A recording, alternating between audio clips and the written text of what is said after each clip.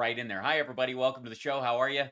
Happy you could join me on this lovely Monday afternoon where I am, and Monday wherever it is and whatever time it is where you are. Let us know in the chat room where you are. Let everybody else know so they go, oh, like-minded people are so far away from me. I thought I had found friends because of the internet, and yet they are in Guatemala and England and Wisconsin and miles and miles away. We already got a hype train right out of the gate today. Look at that. A level 5 hype train on Twitch, twitch.tv/AlSparks. Don't forget to sign up, like, and subscribe. All that sales pitch stuff, which I suck at doing. Yes, I understand. I'm trying to fix it. Trying to do better. Trying to turn this into a professional endeavor. I've been doing it for the better part of a year now, especially on Twitch. Like, we basically hit our Twitch anniversary a couple of weeks ago, celebrating one actual year on Twitch where I've actually been doing anything. You know, there's a bunch of stuff before that where I just played 2 games and called it a week. But now, I mean, this is a regular thing. This is some serious business. So I have to start treating it that way, by God. And yeah. So, welcome. Hi, everybody. Yes, indeed, I am wearing a t-shirt from the noodle shop where Deckard gets his noodles in Blade Runner. I had somebody asking me about that earlier. 1 to 2 to no 2 2 4 and noodles, right? So just so you know, that's today's pop culture shirt, I suppose. That might be a regular thing. I have a lot of shirts that I haven't broken out in a long while that I might maybe it's a tell him I'm eating. He say you Blade Runner, Mr. Decker. Tell him I'm eating. Brian, huh? Yeah, awesome. Just such a not fish, snake scales. Talk to Abdul Ben Hassan. He make this snake. It is going very well. Thanks, everybody. I'm looking at the chat room. Hal, I need you to send your shirt from where I work. I lovely. That's a great idea. Naples, Florida. Jackson, North Carolina. Kansas, how are you? I have some family in Kansas, as does my girlfriend. So we have, it's a strange thing growing up in Kentucky, and everybody confuses Kentucky and Kansas all the time. And then years later to actually have family in both places, it's kind of kooky. Charlotte, there you go. Tulsa. Have you seen a 900-foot Jesus lately? Just saying. Apparently he hangs out in those points. Toronto, love that city. Chicago is the greatest city in the world. I'm just saying it. Saturday Rally Hal covering it. Oh, indeed. Get used to the idea. And then next week, I'm going to, let's see. Am I getting the date right? I have to check. Yeah. So this time, no.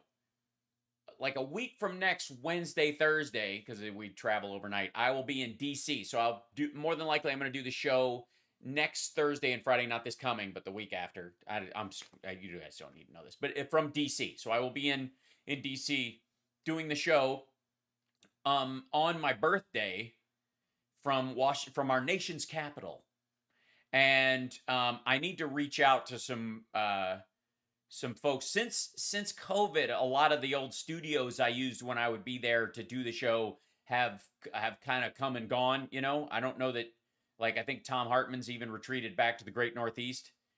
And it's easier for him because he can get up in the morning, go, you know, firebomb a federal building, have a coffee, eat out of a food truck, set it on fire, call the guy a fascist, and then go back in time for his show. I'm kidding. That's a joke. Yeah, so September 25th, absolutely. Northern Nevada, all right. I'm currently in Las Vegas. Yes, Tom is in Portland. Yeah, that was hence the joke. And Oklahoma City, fantastic. Michigan, Canada. Hey, Canada. I love my yoga ball 3 days ago. And what? Wait a second. What? You can't just drop that in the chat and move on. Fall off my yoga ball 3 days ago and still hurting. I think I messed up my hips. Old bones don't bounce back as fast anymore. Can't go have an x-ray because the hospital is full of COVID. So my doc said to stay put. Well, rest up and I will do my best to entertain you as best I can in this troubling time. Denver, Colorado. Love that town. Fort Worth, Texas. Also, Camden is beautiful and smart. I love Tom Hartman as well. Hollywood. Hollywood, you be my merry-go-round. One of my favorite Enough's Enough songs, by the way. Ventura. All right. Ventura. Yes, Satan? I'm sorry, Mr. Chickadance. I thought you were someone else. I told you no pets in there. I heard them scratching around. I don't bring my work home with me, sir. Oh, yeah? What's all this pet food for? Fiber? Boston? Excellent. I miss Boston, too. Denver, City by the Bay. 400 in the chat already. They're going to roll in Cincinnati, Ohio, the city I was born in, but largely because it was the nearest hospital without chickens in it. So, Wales, very schmancy. Edmond, Oklahoma. Batavia, Illinois. 2 places in a row I've never been. One night in Bangkok. Makes a hard man humble. If you know what I'm saying. And I think that you do. Bangkok, an oriental city where the city don't know. The city is great. The creme de la creme of the chess world in a show with everything but Yul Brynner. That's right.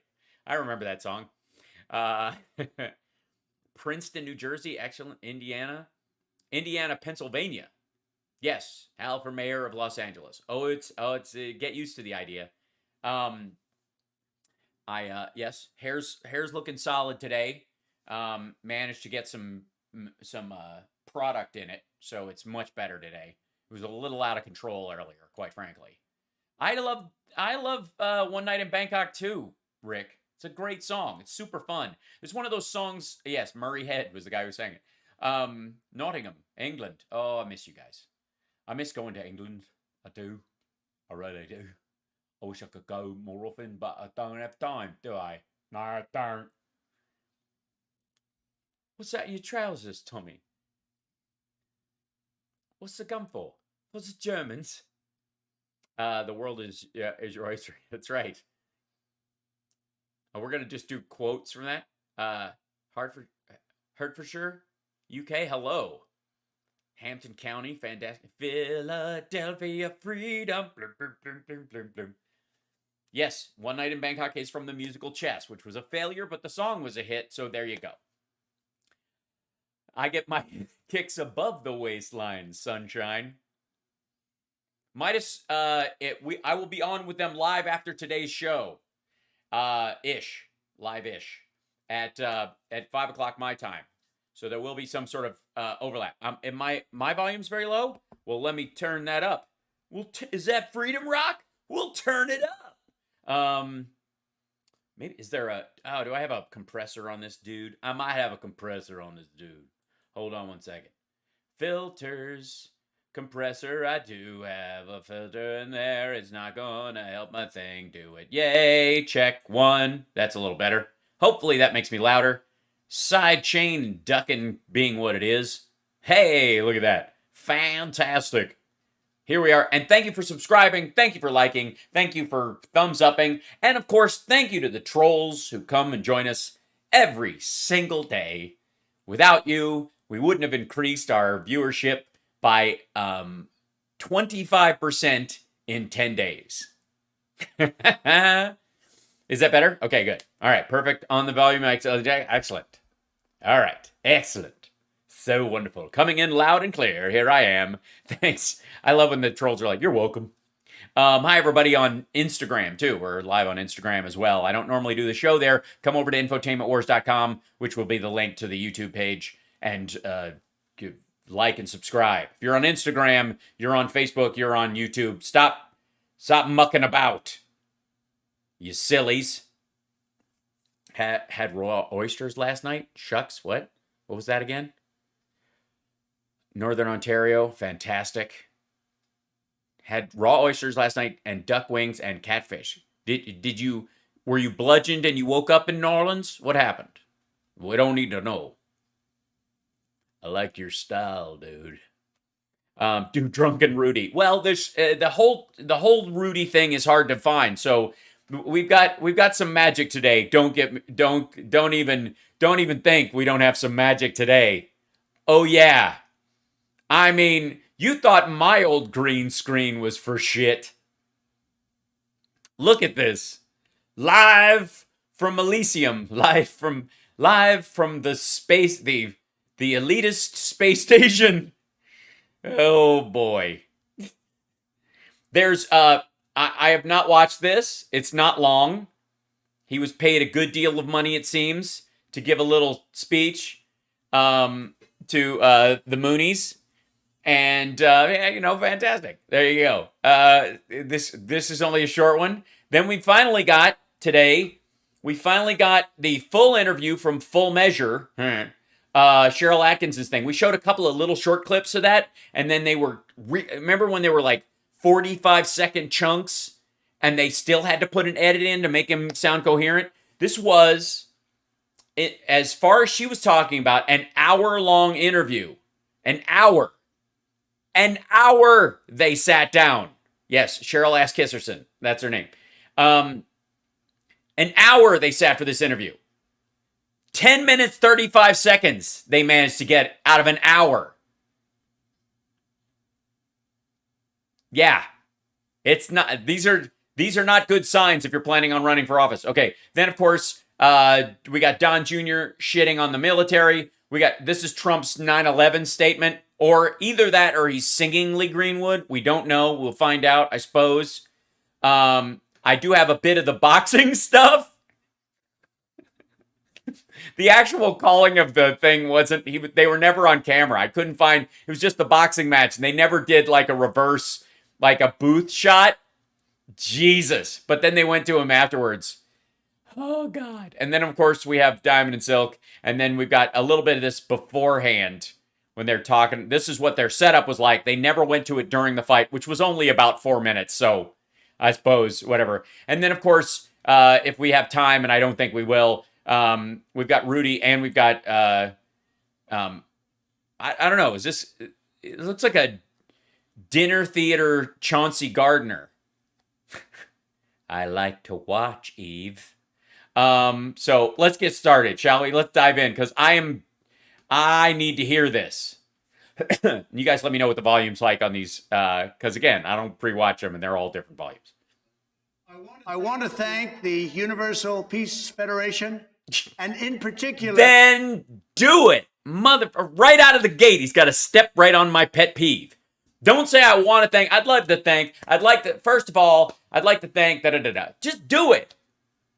First of all, thank you for letting me be here tonight, especially John and Harrison and Freddie and thank you guys for having me here tonight. The committee that arranges this, thank you guys for putting this together, and thank you for watching tonight. You don't have to say I want to thank. I want to thank is you trying to make other people think you're a good person because you're the kind of person who wants to thank someone. It's an asshole thing to do. If you're starting a speech, don't go, I want to thank. You can say, I want to start by thanking. That's where the mistake often comes. I want to start by thanking, So thank you, thank you. Right? There you go. Understand? So if you're ever giving a speech and you catch yourself, go, I want to thank, and you went, oh, shit, I said it. And you're still speaking because that's how speeches go. And you're like, God damn it, I said I want to thank. That's, if Al ever sees this, he's going to kick my ass over this thing. Then just at the end of it, say, so thank you and thank you, thank you. I greatly appreciate it. Let's give him a round of applause. Then move on to your next piece.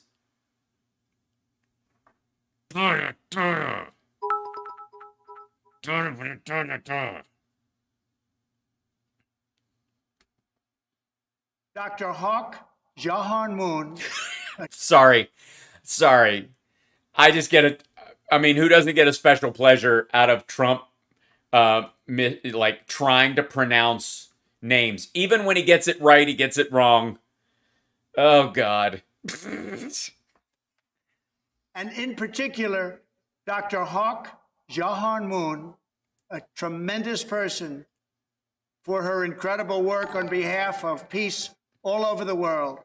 Her story of escaping from North Korea at 5 years old, at the outset of the Korean War, is an amazing example of the power of faith in Almighty God. And the ability to start a cult, buy a newspaper, and basically be like Lyndon LaRouche on Valium. I also want to thank her late husband, Reverend Moon. Then do it. Well, you can't. He's dead. Womp womp. I also want to thank her late husband. Well, you're too late. You should have thought about that. Should have thought of that before he died. For founding the Washington Times, an organization for which I have tremendous respect and admiration. Wait, that's it? That can't be the whole thing. Cancel. That's just ridiculous. All right, hold on. I'll see if I can find a longer version of this. Hold on. Why is this guy taking a long time now? All right, who woke up what? Get in here, you crazy. Okay, here we go. Thank you for agreeing to. Okay, hold on. Sorry. Thank you for agreeing.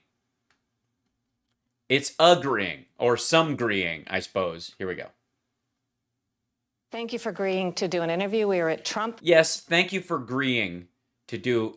Most people agree, but if you want to skip that step, you can just agree, apparently.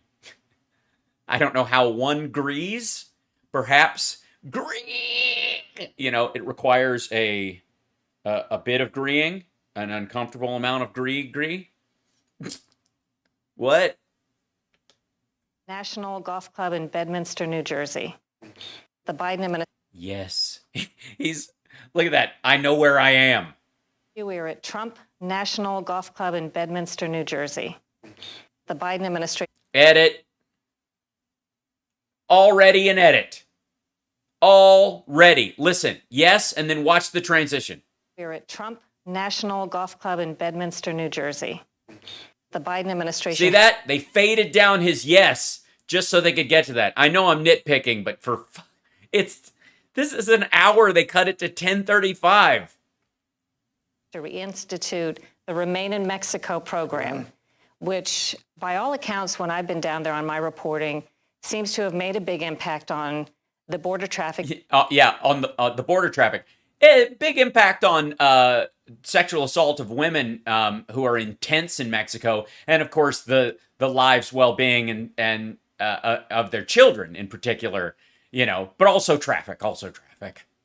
Opponents say that policy is inhumane and that it's dangerous.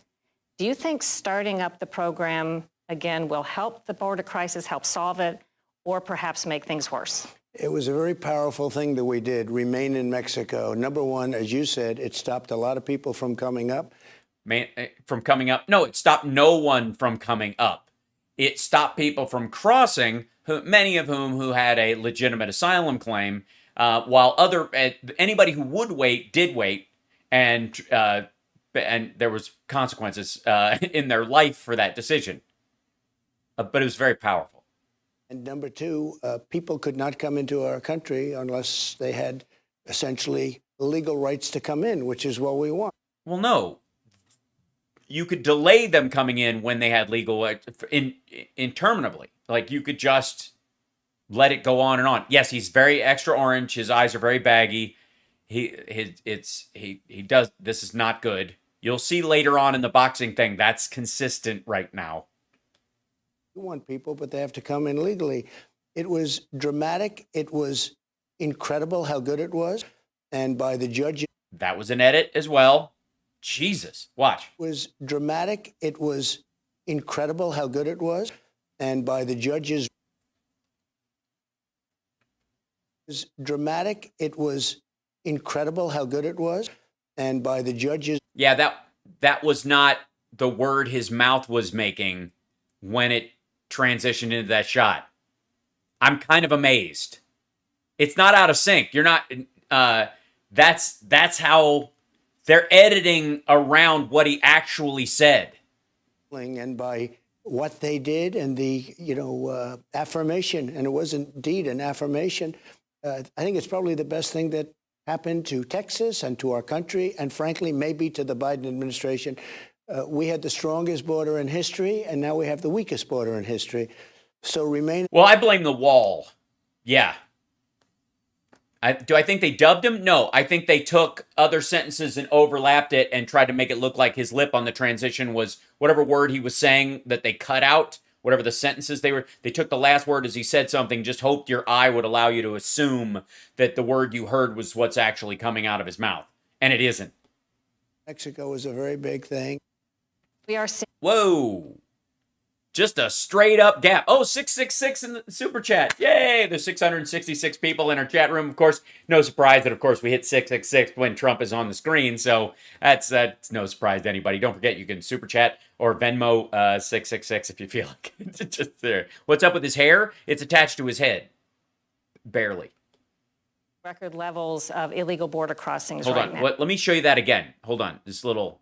Longest border in history, and now we have the weakest border in history. So remain in Mexico is a very big thing. We are seeing. Did you see that? That was a very big thing. And then there's this weird ass gap. Watch. Border in history. So remain in Mexico is a very big thing. We are seeing record levels. What the fuck is that? Yeah, well, his posture's always awful. That's super weird. Thank you, Luis. Thank you so much. Thank you, Erica. And thanks, Matt. And thanks, Elove, for subscribing. Tier 2, look at you. That's awesome. Oh, that rhymed. I know I'm harping on this, but this is chopped to shit. Of illegal border crossings right now. The Biden administration largely blames you, among other things, for dismantling. That's interesting. It's like he just woke up and forgot he's no longer president. Administration largely blames you, among other things, for dismantling programs to help illegal immigrants and also cutting the funding to help countries where they're coming from, which the Biden administration is reinstituting a lot of that funding. What do you say about that? Oh, he's going to tell us the story about he called him up and what. Do you think we're going to get the whole goddamn story, or they're going to cut it down? Tell you about that. First of all, we created the safest border, the best border for our country, and we have people come in, but they were strongly vetted. Now there's no more or less vetting. Leaving people in tents in Mexico is not vetting. They didn't leave them there while they were going through some sort of process. They didn't even process them. Like, if you're going to own, like, you got to stay out till we can get to you, then friggin' own it. But that's not what this is. It's not even close. And for the record, the wall doesn't work. The wall, I mean, we've talked about this before. The wall does not work. Apparently, it doesn't work. He spent all that time building it. It doesn't do shit. Apparently, because as soon as he left, the wall stopped working as a wall. It just turned into a revolving door or something. Coming in from the Middle East, they're coming in from all over.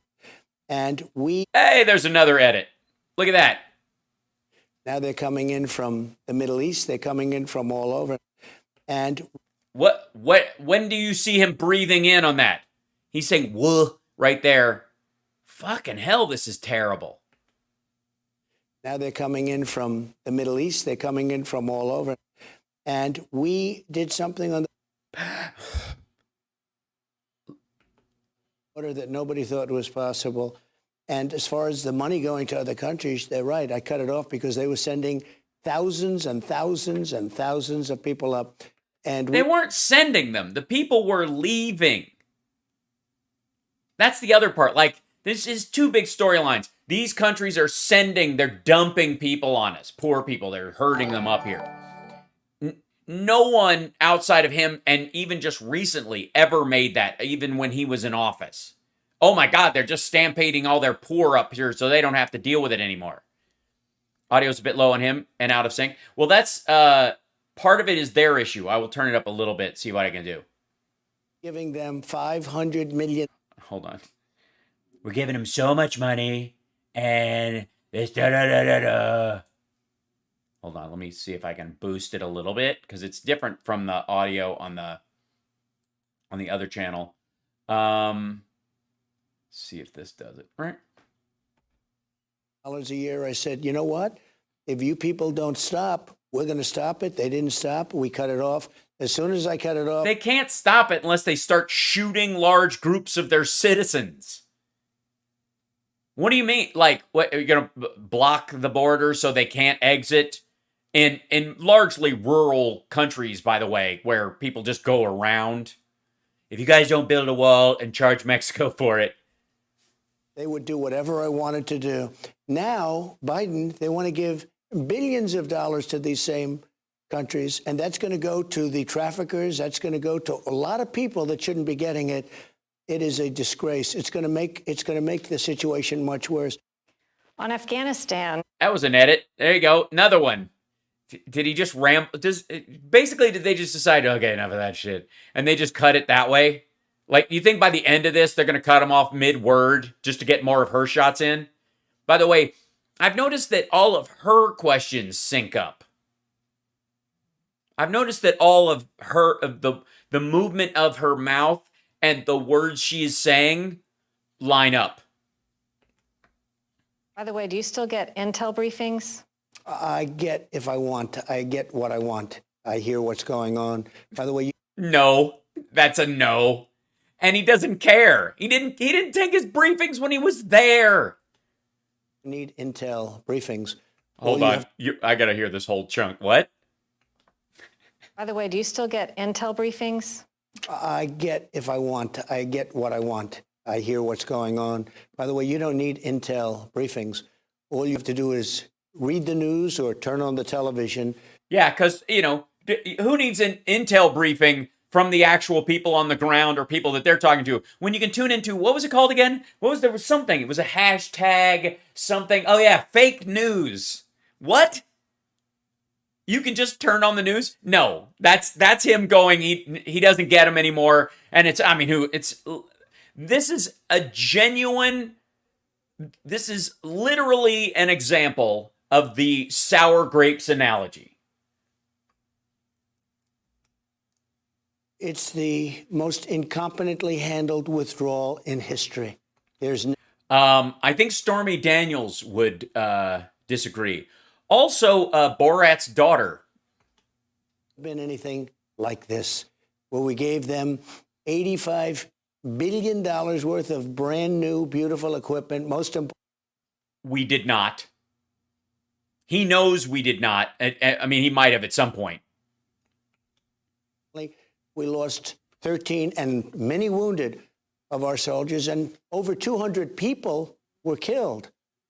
But we lost these 13 incredible souls, these incredible warriors, and probably more to follow, some very, very badly wounded soldiers. It's the most incompetently handled thing. We had that in such good control, they wouldn't have done a thing.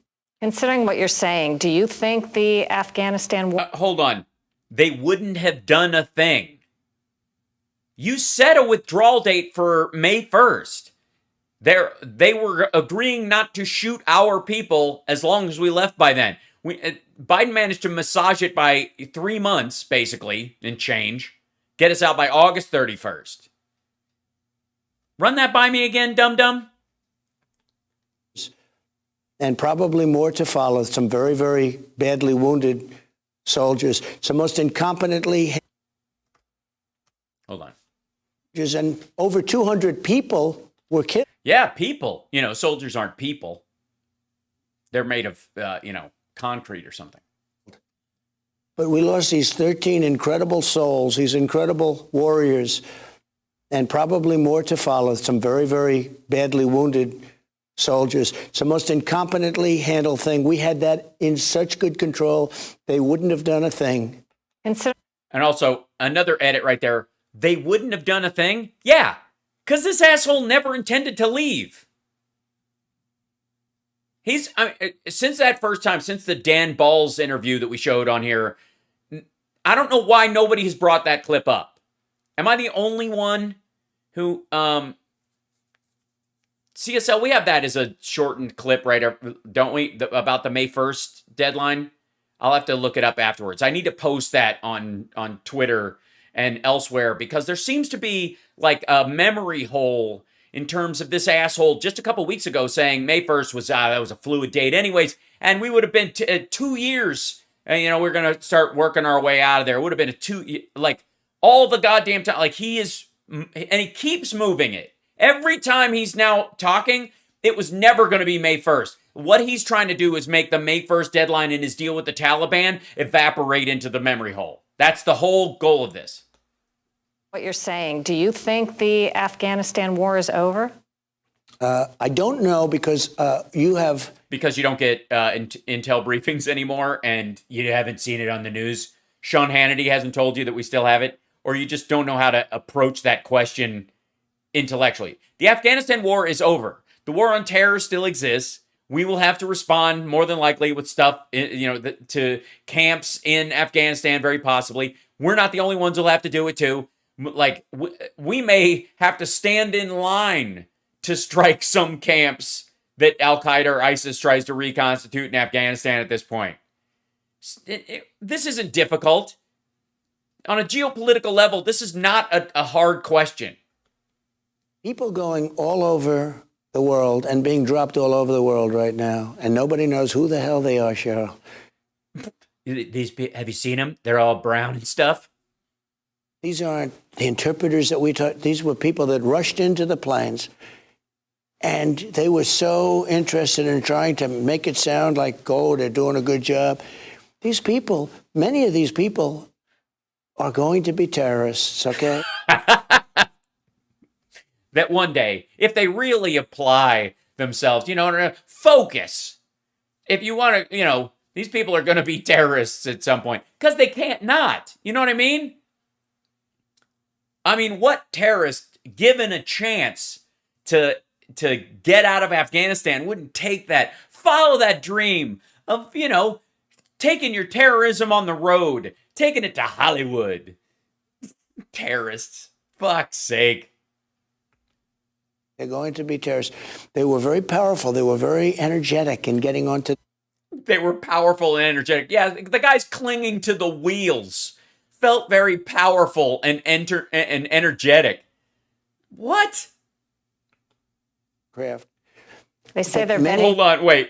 I want to hear what she says, but they were very powerful and energetic getting on that aircraft. People are going to be terrorists, okay? They're going to be terrorists. They were very powerful. They were very energetic in getting onto the aircraft.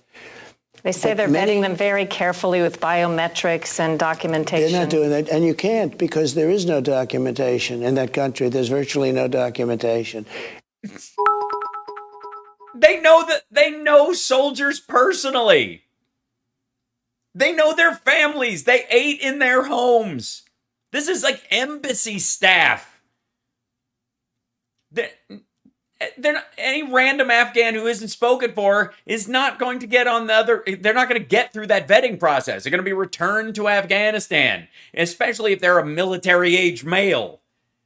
There's no ink. They don't even have paper there. Afghanistan means in Pashto, no paper. They didn't vet them. They didn't even try to vet them. They're trying to vet them now, but it's a little bit late. They're dropping. No, they're not. It's not too late. And, why did they vet them, when they were under a deadline to get everyone out? Well, I mean, honestly, sure, you would have slowed the whole process down by months and months and months. And, but better we leave 10 or 15 people to get murdered than let one person have to be sent home later. Who vetted him? No one. Over the world, and most of them will be coming to the United States. And in that group will be many terrorists. You knew I was a terrorist when you foolish woman. Many, many terrorists.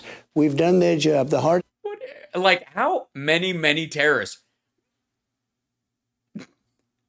Honest to God. By the way, he could have vetted everyone last year when they set the May 1st deadline. She's aware of that, right? He's aware of that, right? That we could have had a list already put together by the end of last year. Fuck that. We could have left last year. Or the year before that. Or the year before that. We could have spent all of 2018 vetting everyone.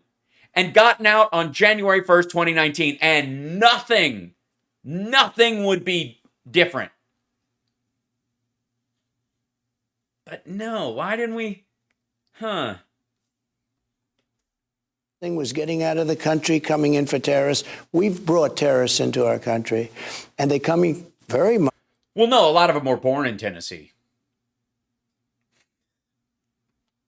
So, I mean, they're going to be flown in, but they're also coming through. Well, some of them are paddling. Southern border. It's a disgrace. You have a lot of agreement among... Another edit. There we go. Just, it's a disgrace. Cut. Go to her. Pick up her question there. Southern border. It's a disgrace. You have a lot of agreement among people on both sides. Do you... Look. All right. Full measure. I don't know where you're getting your crew or your sound people at. 2 words. Room tone. For fuck's sake. Room tone. After the interview, with everyone sitting there, even that the president can leave. Who cares?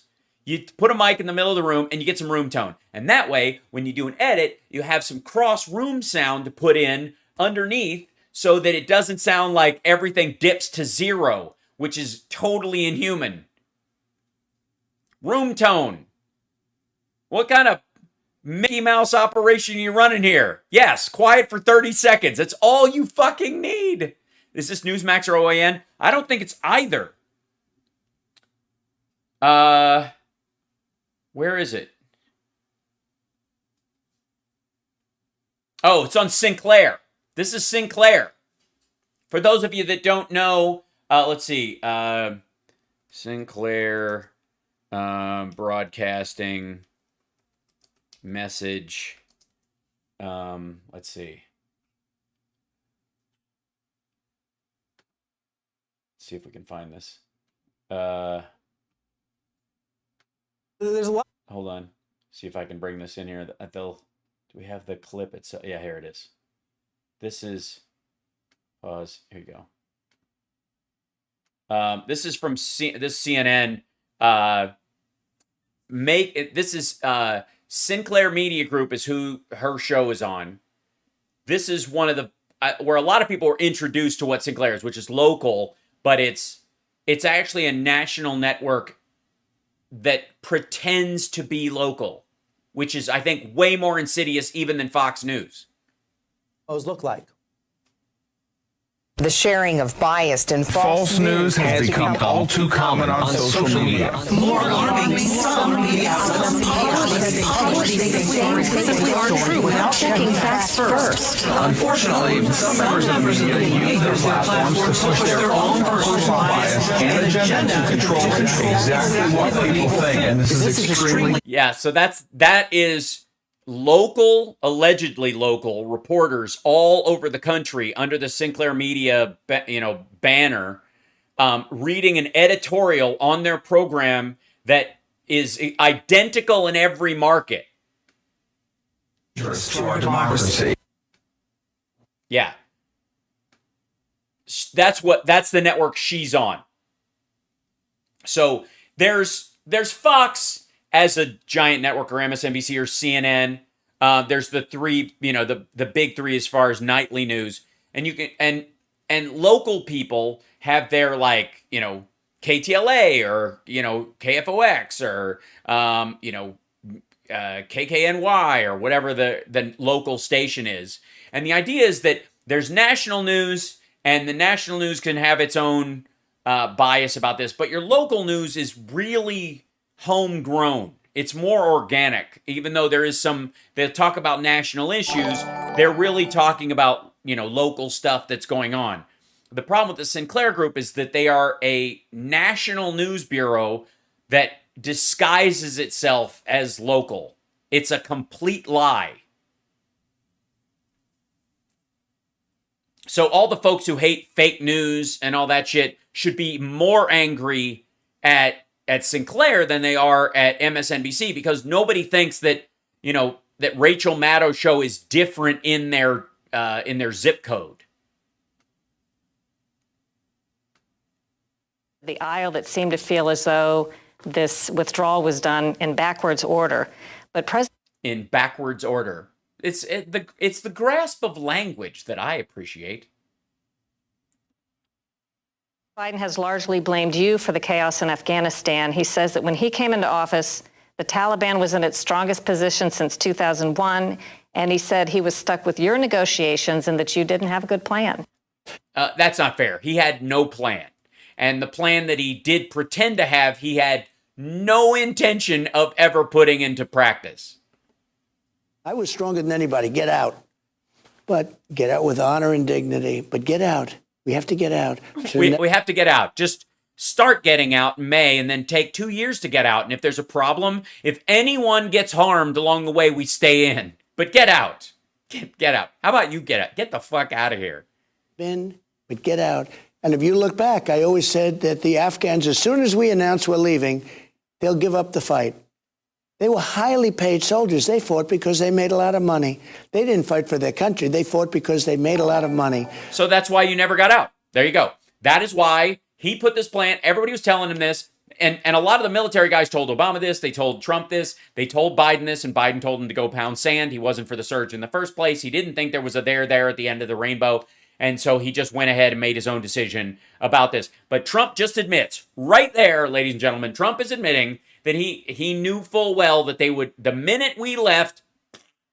So all of his talk about leaving with dignity, leaving with honor is never leaving. Never. Watch, he'll probably mention, we got to leave with honor and dignity and leave and stuff. But keep Bagram the biggest base ever. A disgrace. And as soon as we left, everything I said from years ago turned out to be true.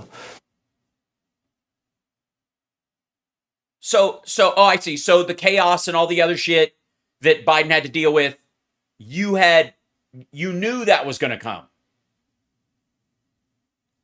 So that's why he never left. That's why he scheduled it for his next term. And even when he was talking about it now, he's like, we would have pushed it because he knew it would look like shit no matter when we left. He just didn't want it to happen on his watch. We should have saved those 13 people plus 200 people, and we should have taken out all our equipment, everything. And I said, I want every bolt, I want every screw, I want every nail, I want everything. I want. When? You want every bolt, every nut, every screw, everything. Just when he says that, it just sounds gross. When do you start that plan of evacuating all gear, including apparently everything we gave to the Afghan military? Because that's what you're seeing. You're not seeing American stuff. You're seeing shit we gave to the Afghans. You're seeing stuff Brits gave to the Afghan. That's what like the helicopters you're seeing that actually work. We're not taking everything out of there because someone has to be there to do it. These helicopters will not fly themselves out. So somebody's got to be in them. So they got to go out somehow. So when you're taking them out, that puts soldiers in danger. Is it worth it? Are 8 soldiers worth that piece of shit helicopter we gave to the Afghan military that they're not going to use anymore? Or do we just throw a thermite grenade in the fucker and leave? Jesus Christ. Tanks, they're all over the place. No, they're not. No, they aren't. There's MRAPs and 4 of them work. And maybe you have to go back and get it. Now I'm saying... Whoa, there was another edit. Maybe you have to go back and get it. Now, part of the reason why he's saying that is because our military, and the vast majority of them serve honorably and destroyed a lot of that gear on their way out the door. Some stuff that was left behind for the Afghan military to use when they left the bases in the south and started, pulling our soldiers out. And when we left Bagram, there was stuff there for those guys. They got overrun. But that stuff was theirs for them to use, to fight ISIS, to fight the Taliban and stuff. So we didn't blow it up because what the fuck are they going to fight with? So now it's there and they're no longer using it. So we're more than likely there'll be a drone strike to blow this shit up. And he knows that and everybody knows that. It's just dumb. Fucking hell. How can they take this equipment? Hold on, wait. And watch this edit. You have to go back and get it. Now I'm saying, Well, they cut out a whole chunk there. Now, what did you say before? And now you're saying it. Did they take out something because it makes it abundantly clear to anybody watching that you never had a plan and you were intending on keeping us in? Now I what? and maybe you have to go back and get it. Now I'm saying, I mean, these are the shittiest edits I have ever seen. Cut to her. This is the other thing. He doesn't even have to fucking be there. Get a close-up of her, and you could put his shoulder in later. Somebody else with a blue jacket can sit there. They do this all the fucking time when they're trying to stitch something together with somebody who stayed or didn't, whatever. Holy hell. Request for when they do the edit, hit the part sound. That's a good idea, actually. Cut to her going, watch how much that happens on 60 Minutes, for example, when somebody tries to, when they swear or when they go off, on some sort of tangent or say the same thing 3 times and they just cut it down. This is like the weakest. And again, this is like an hour. They cut this down. how can they take this equipment? And I guarantee that China and Russia already have our Apache helicopters, and they're taking them apart to find out exactly how they're made. They're the best in the world. Fucking hell. You don't think the Chinese and the Russians know how a fucking Black Hawk or an Apache goes together? What? By far, and they're taking them apart so they can make the exact same equipment. They're very good at that. It's a disgrace. So what we're doing is we're just cutting on, when he says disgrace, that's when you cut. That's how this is structured. That's the code. So they can make the exact same equipment. They're very good at that. It's a disgrace. It's very simple. I believe they're incompetent. They didn't do it. Hold on. She asked, do you think they did it on purpose or do you think they're incompetent? And they cut it out and they jumped straight ahead to his conversation, trying to stitch together into a real sentence. Because there's no transition there in what he's talking about. Unless, of course, he's smelling burnt toast and just rambling again. It's a disgrace. It's very simple. I believe they're incompetent. They didn't do it on purpose. I just think they just ran. I think it's the most embarrassing event. Oh, my God. By the way, embarrassment is the thing he fears most in life because he's wholly embarrassing. And he can't feel shame. Again, remember this when you're talking to a maggot or a Trumper. They feel no shame. There is no shame. They can get embarrassed, though. He's embarrassed very easily. And so we tend to externalize our, what insults we externalize often are what we would see in, as the biggest insult to ourselves or what we fear if we're, psychologically unstable. Sometimes you just literally, that's the best descriptor. But ever since the election, he's been trying to find a way that this is the most embarrassing thing ever. Our country's embarrassed. Biden's being embarrassed. Everybody's embarrassed because he lost so badly. He's embarrassed. History of our country. We ran from guys with knives, good fighters, but guys with knives. We ran. We had the F-35s and the F-18s, and they had knives. And it made... What the fuck are you talking about? What? We ran from guys with knives? What? You made deals with guys with knives. Look, this is a man just literally pulling this out of his ass. Look at his face right there. How do I answer?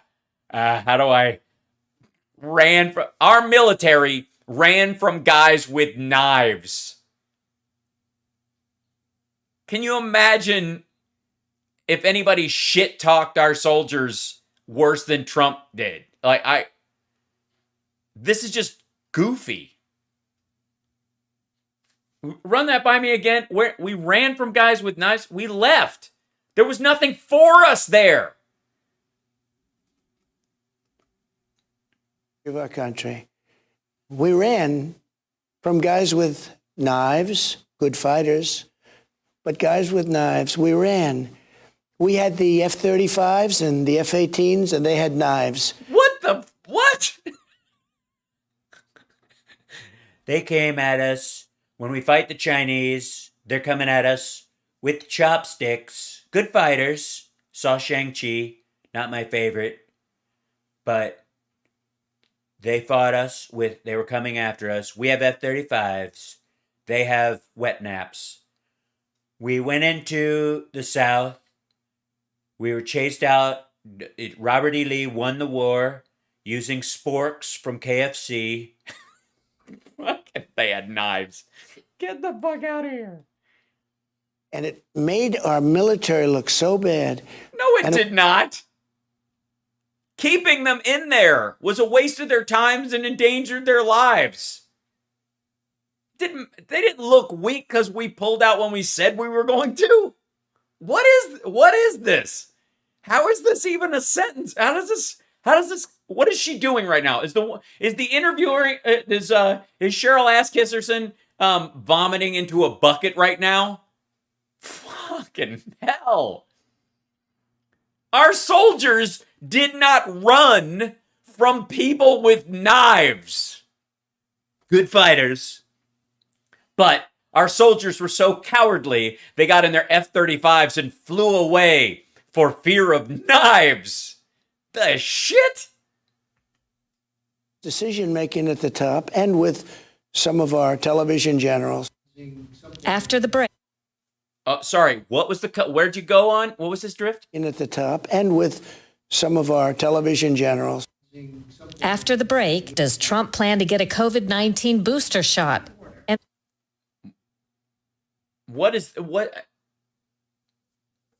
for the record, don't play the fact that you're continuing to roll on this and you're not going to show it. Because we already know you're cutting a ton of shit out of this. This is so bad. After the break, does Trump plan to get a COVID-19 booster shot?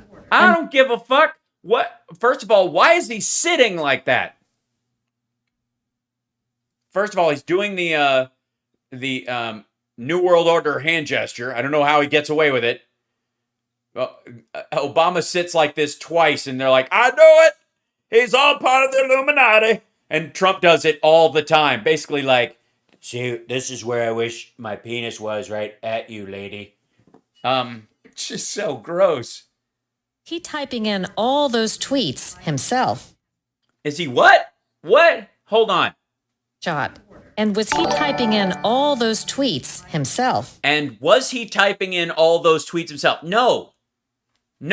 He had, the White House press office had somebody, like 3 or 4 people who would write stuff up in Trump's bullshit vernacular, sometimes misspelling stuff on purpose. Can you imagine that's how this has to sound more presidential. Yeah, I don't know, reverse the I and the E in peace. But it's a peace treaty. Don't worry about it. On coronavirus, you've had coronavirus. You've also had the vaccines. Do you anticipate getting the booster if that becomes available and recommended? And also, do you have long haul and do you smell burnt toast? I don't think so. I mean, I don't think so. I really feel I'm in pretty good shape with respect to that. But let's see what happens. If I feel it's good, if I feel it's necessary, I would get it. I'm very proud of what we did in the vaccines. Why wouldn't you listen to your doctor? How about this, you old fart? How about you actually talk to your doctor because you're old and in ill health? Because I wouldn't trust your own personal if I feel like it's good. I don't know. I feel okay. I feel like it's not a thing. I've been watching OAN a lot. They tell me all I need is to drink some iodine and Benadryl and put it. They told me I should put horse paste, iodine, and Benadryl in a condom, tie it off, stick it up my bum, and then get it on go into a bouncy house. And a short period of time, less than 9 months, and people were saying it was going to take 5 years and probably. No, they didn't. Probably never, because if you use the standard of what, 1880? Never going to happen. Look at this, ever. They're probably never even going to ever be a vaccine. It was only because I was president that there was actually a vaccine. Listen to this asshole. To 9 months, and people were saying it was going to take 5 years and probably never. No one said probably never. How is it? I mean, it's one thing to like claim that it took a lot less time because of you, because he did Operation Fartsteed. Captain's log. And for those of you who don't know, Operation Fartsteed Captain's log. is the reason why a lot of Republicans don't want to take the vaccine, because they feel it was rushed, because it was somebody's brilliant idea to name this thing Operation Warp Speed. Captain's log. Instead of Operation Thoroughly Vetted and Completely Safe. See? When you call it that, nothing happens. But when you call it Operation Fartsteed... Captain's log. Yeah. Shit. Happen, and I pushed the FDA at a level that they have never. At a lever they have never. You certainly pushed the FDA because you thought you could, by yelling at them, make it happen faster. It didn't affect the time of it.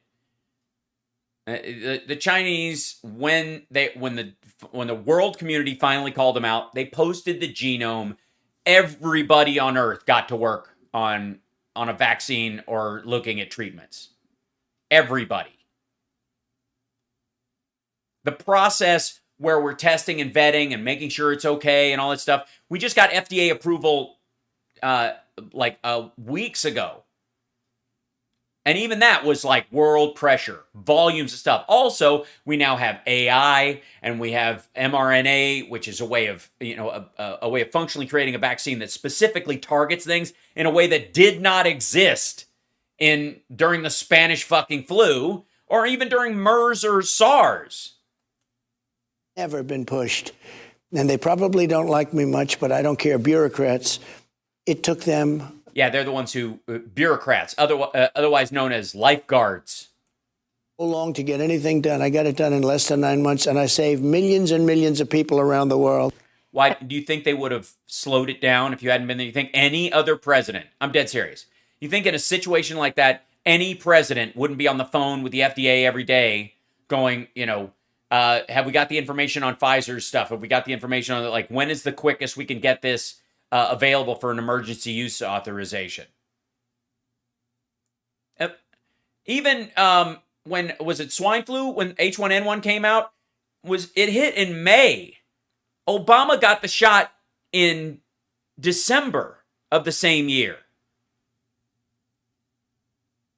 And that's when they recognized it was a threat. They started working on it, and within 6 months, they really had an up and working, vaccine for it. But he knew about it for 4 months before he did anything. Time you seem to get sick very fast, and then you seem to get well very fast. On your worst day, did you have moments where you thought, I might not come out of this? Well, no, because I know death is something that weak and poor people do. I want to allow that to happen because I felt I had an obligation to this country to come out okay. I think it would. Yeah, that's the thing with a lot of the people that die of COVID. They're just not sufficiently patriotic. What? You had government health care, you asshole. Look at him. I love this, staring right into the camera, searching for an answer. It's a good question. I thought a lot. I mean, that's exactly what's happening. To him, the camera can spot a liar. So he's literally just kind of going, no, I felt an obligation not to die. Happen because I felt I had an obligation to this country to come out okay. I think it would have not been great. I'm a cheerleader for our country. I love our country. Yeah, and one thing we know about cheerleaders is they never die.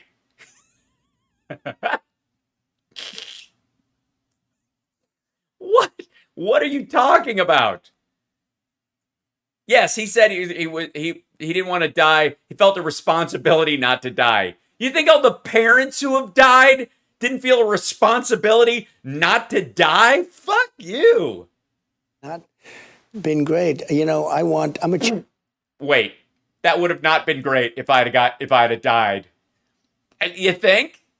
I think most people. What do you think was the not greatest day of your life? Probably the day I died. If I got to look back on the whole thing. to come out okay. I think it would have not been great. You know, I'm a cheerleader for our country. I love our country. And I don't want that to be happening to anybody, but I don't want it to be happening to its number one representative and to its president. Oh, I didn't realize that Obama had it. I mean, he is the most, famous and popular American currently, still, even all during your presidency. Yes, his pupils are very dilated. I don't want that to be happening. I always felt... Ooh, that was an edit. There you go. There's another big one. Let's see. And I don't want that to be happening to anybody, but I don't want it to be happening to its number one representative and to its president. I don't want that to be happening. I always felt pretty... See that overlap? Jesus.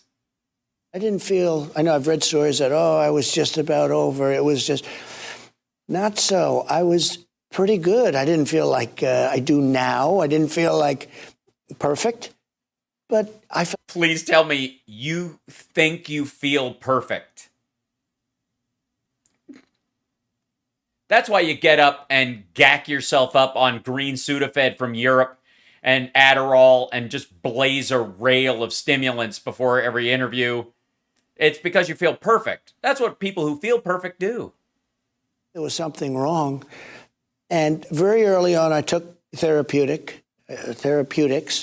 And yeah, lots of them, actually. You mean monoclonal antibodies that you had access to before the rest of the country did because you were president of the United States, and steroids, which would give you basically invigorate you to fight on, which they do all the time.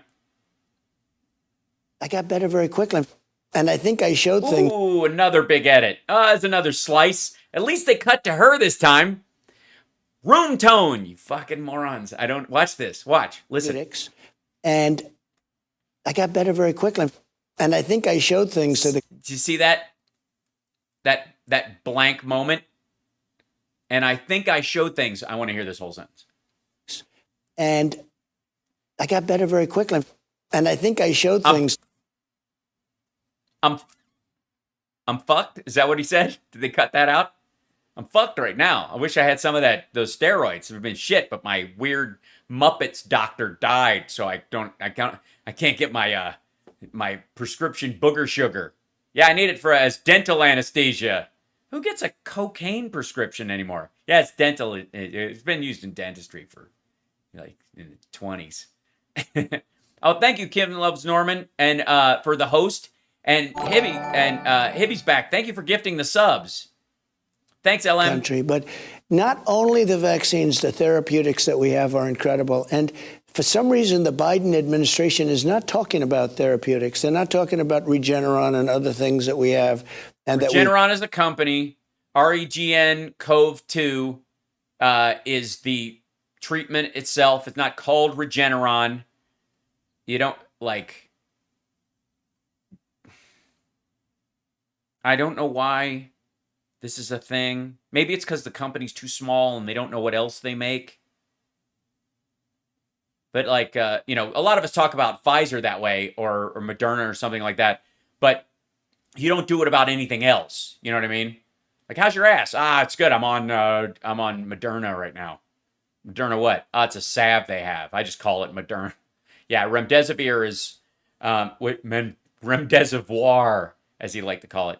And the vaccine is the surest way that people don't have to clog up the fucking hospitals. Because even the monoclonal antibodies, you sit in a hospital and get a drip. They hook you up to a bag. It takes time. This shot is boink, bye, see you in a couple of weeks. Developed under the Trump administration. Why do you think that is? Whoa, that was another... God damn, they're slicing this up. And I thought those 41-second ones were bad. And that we've developed under the Trump administration. Why do you think that is? I don't know. that, like, the gap.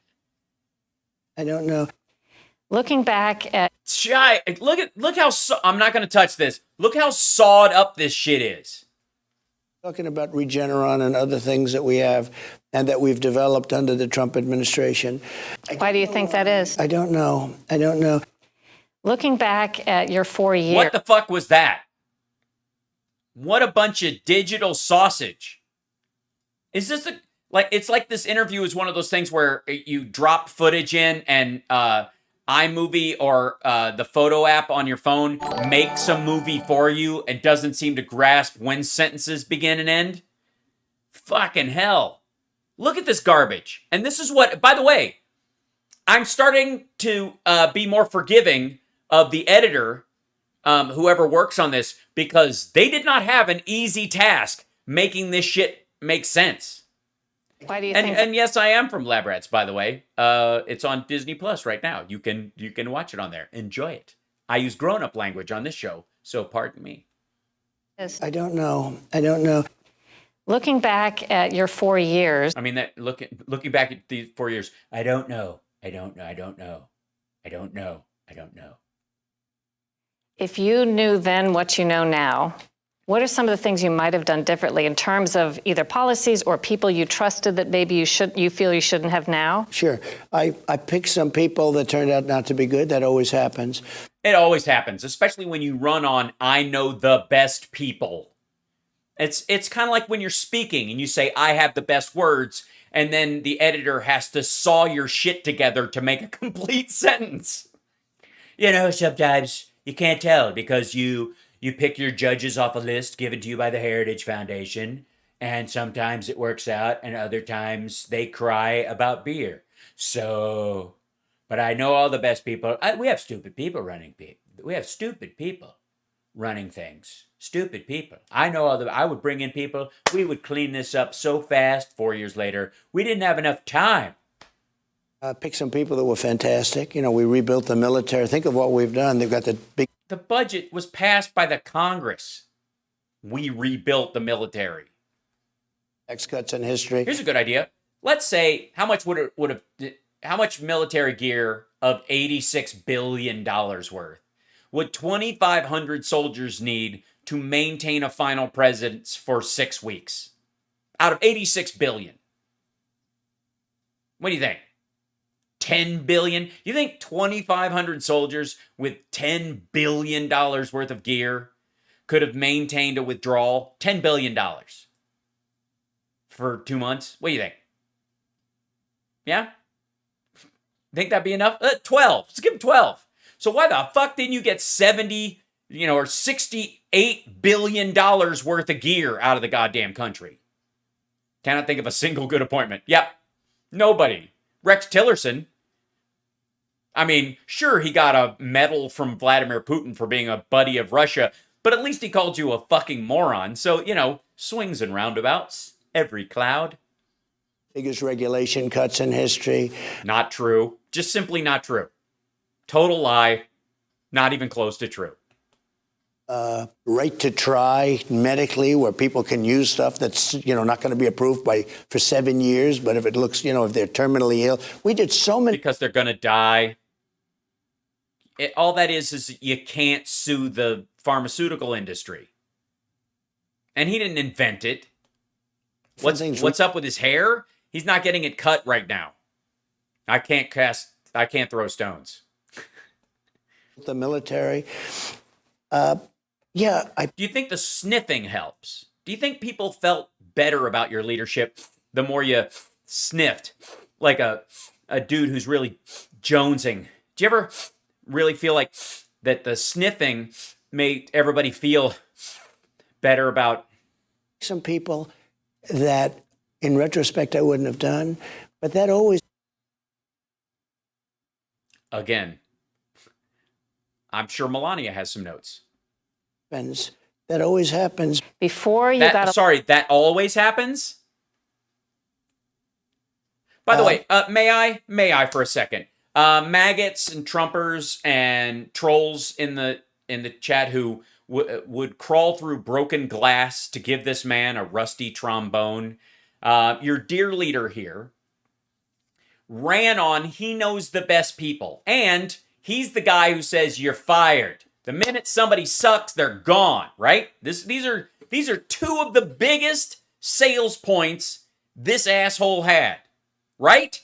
Right? Do we have any disagreement there? Like across the board, like he knows the best people. There are stupid people in the government. I will bring in the best people. I alone can fix it. That's right. And literally his catchphrase is you're fired. If somebody sucks, they're gone. Everybody who got fired in the Trump administration, he had someone else do it for him. He never had the balls to fire anybody himself.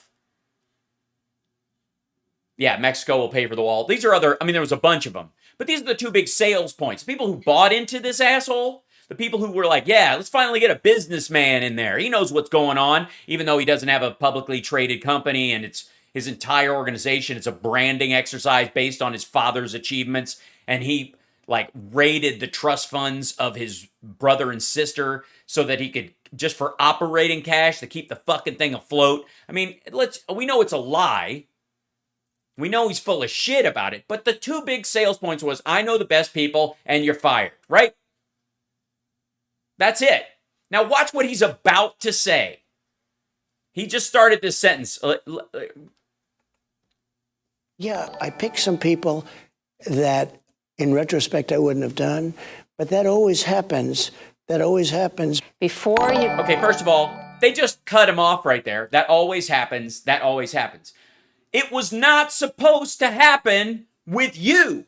You were running on it only happens to them. I get in there, I know the best people, and I will fire them in a second if they're not good. You're fired is my whole running. That's his whole brand. His whole brand was you're fired. But that, it happens. Sometimes you get some good people, and sometimes he's not being that charitable with every other president's before him. Now they surround him with stupid people, making stupid decisions. They're always stupid. Sometimes that happens. He's not doing that with Biden in Afghanistan. Some of your generals aren't quite up to snuff, and, that happens. He's dealing with it the best he can. There's no balance of this. I know the best people, you're fired. And then what does he answer? After 4 years as president of the United States, where he never fired anybody, he got fired. That's that's the upside. That's definitely good. But he never fired anybody. He put people on hold for a little while and then had somebody else do it.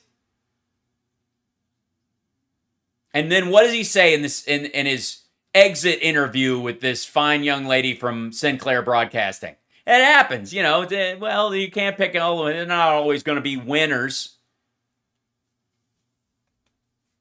Elected, I asked you, if you got elected, would someone review your tweets or help you go over them? Or would you be doing them yourself? And you said at the time you thought somebody would probably help you with that, maybe review them. How did that work? We decided against it. I don't remember. You asked me something before? I don't know where I am. He's totally lost. I just said that to say it. I was running for office then. I'm not running for office now. Look at his fucking face when she says that. You thought somebody would probably help you with that, maybe review them. Hold on one second. Wait, I need another run at that one. Excuse me 1 second. There we go. You thought somebody would probably help you with that, maybe review them. How did that work out? Were you, when you were allowed on Twitter, typing these things in yourself? Sometimes, and sometimes I dictate them out to somebody and they'd put them in. But sometimes I dictate them. Yeah, if I was, on the shitter and there was no paper, my phone was dead. It was my thoughts. And, there's Hold on, wait. It was my thoughts. To somebody and they'd put them in. But things in yourself? Sometimes, and sometimes I dictate them out to somebody and they'd put them in. But it was my thoughts. And, there's a mixed bag. It was my thoughts. The ones I didn't write that somebody else crafted and put in, they misspelled words or did shitty grammar on purpose. It was still my thoughts, even if I was totally unconscious. Oh my God, the dude only sleeps 4 hours a night. He's tweeting at this hour. He's tweeting at this hour. Nobody can, program tweets or anything. People think, oh, I wish he didn't tweet. And a lot of people think that without doing that, maybe I wouldn't have... Yes, without social media, you wouldn't be president. There's no fucking way. He's our first troll president. And hopefully our last. I think I would have been. But there are a lot of people think... No, you wouldn't have. Nope. Sorry. Actually bad for me. Now I have... Wait, so what was bad for you? She didn't tweet, and a lot of people think that without doing that, maybe I wouldn't have been elected. I think I would have been. But there are a lot of people thought it was actually... Look at looks right into the fucking camera. I think I would have been. All right, we now have his poker tell for this interview, and, it's fairly consistent, although he's only rarely is he super aware. There's probably a monitor next to that they allowed him to check himself, and now he can't not look over at the camera. They probably moved the monitor, and it's just the camera now, but he can see his reflection, and he just feels the presence of the camera. So now he's like, I can bullshit her, but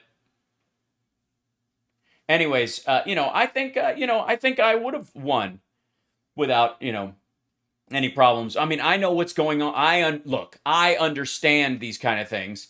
And Jesus Christ, this is so on the nose. For me. Now I have something, I do basically releases.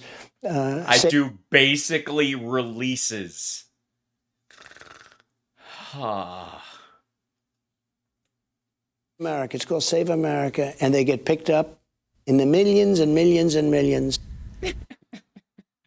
Yes, you pay for bots to float them in the millions and millions and millions. Perfect releases. Gross.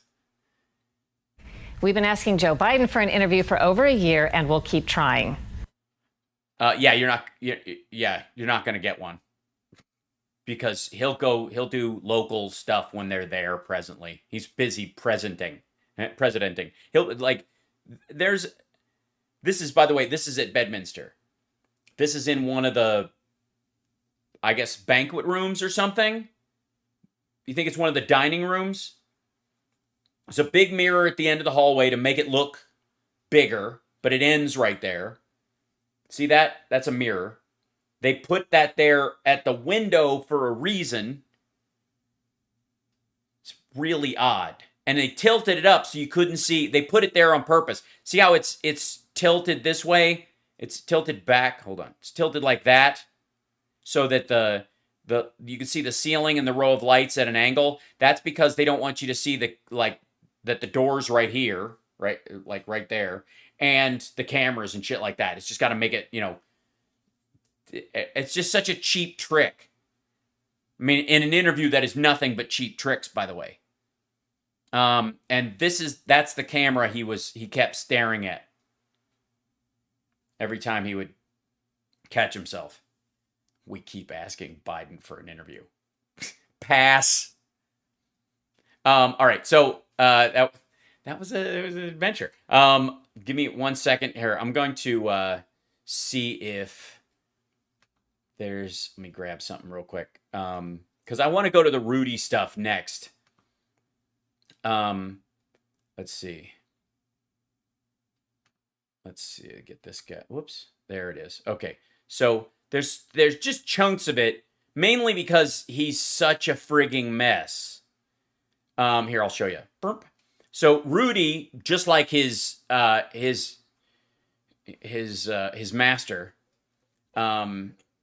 because clearly Rudy Giuliani is the Renfield to Trump's Dracula. Only the difference is Trump's Dracula just licks a knife with ketchup on it at the omelet bar. Be careful how you cut yourself. So Rudy on communication between governor and mayor in a crisis. Rudy Giuliani slams Mark Milley for his incompetence, and then puts out a statement regarding Joe Biden's address to the nation yesterday, detailing the administration's latest attempt to battle COVID when asked what he thought about. And there's a piece of it, I'll see if I can find it too, that's in here. Let's see real quick. And I thought if I knew how bad the city was, I could turn it around. But I wasn't sure. And then I oh God. Found out how good if you work on it right and you figure out who the good people are, how good the city agencies were. You see these people that were standing up here, these guys are really, they're the best. The commissioner is right. I mean, he had the best people. I was very confident. Yeah, who else were we talking about that just loved the best people? September 11, I thought about, my goodness, this is way beyond anything we've ever faced. This is... My goodness. That's how everybody responded. My goodness, this is way beyond anything we've ever faced. You think? On me, I don't care how arrogant you are. I don't care how conceited you are, or you look at a man jumping out of the 100th floor. If you can look at a man jumping out of the 100th floor of the World Trade Center and not get shook up, then, go to a psychiatrist. You need a bed. What the fuck? Who is that? What? Who is this person who went? Did you see it? Yeah, why don't we get under there with a fucking badminton racket? Who the fuck says what? What? Yeah, he's definitely struggling to get through this word for word, but I don't know if those are notes or if he's just look, because he keeps, by the way, in the speech, in chunks of it that I've seen, he keeps looking over to his left for sort of reassurance from the other guys who are there and were there and who talked earlier. And that's a lot. That's what happens, by the way, if you ever watch anybody do public speaking that isn't, masterful and fearless at it, you'll often see you'll either see they're afraid of screwing up, and they'll try to hang on the success of earlier speakers. The easiest one is like, give it up for everybody in the middle of the speech where you're flagging. Can we give it up for the people who spoke earlier? That's a way to remind the audience, oh yeah, other people spoke earlier and they weren't a staggering mess like I feel like I am right now, right? You see that a ton. And he does it all over the place. And his glasses being lopsided does not help. I mean, he looks like he was just hit in the head with a foam bat in a Marx Brothers routine. When I saw that, I was standing right next to him, and I grabbed his arm and I said, Bernie, this is way beyond us. Is that what you did? America's mayor? When I saw the guy jump out of 140, I grabbed the guy's arm next to me, Bernie Carrick's, and I said, this is way beyond us. That's leadership. The fuck are you? What is that? If we think we can handle this, we're jackasses. We got to just make the right decision as best as we can, quickly, because you can't slow people down in an emergency, and then we got to pray to God, you make it right, because we're just doing the best we can. I thought if I knew how big... And by the way, first of all, you don't get points for reacting in an overwhelming circumstance like that, and you certainly don't get points for being a leader in that circumstance. That's what everybody's thinking. You're supposed to be the standout person in that moment. You're the one that's supposed to go, look, this is overwhelming. These people are all freaking out. It is up to me to try and get, make something cohesive happen here and make some good decisions. I know I can't, but yada, yada. Like, you don't get points for being just as, scattered ass as everybody else. Jesus. Okay, so let's go back to real quick.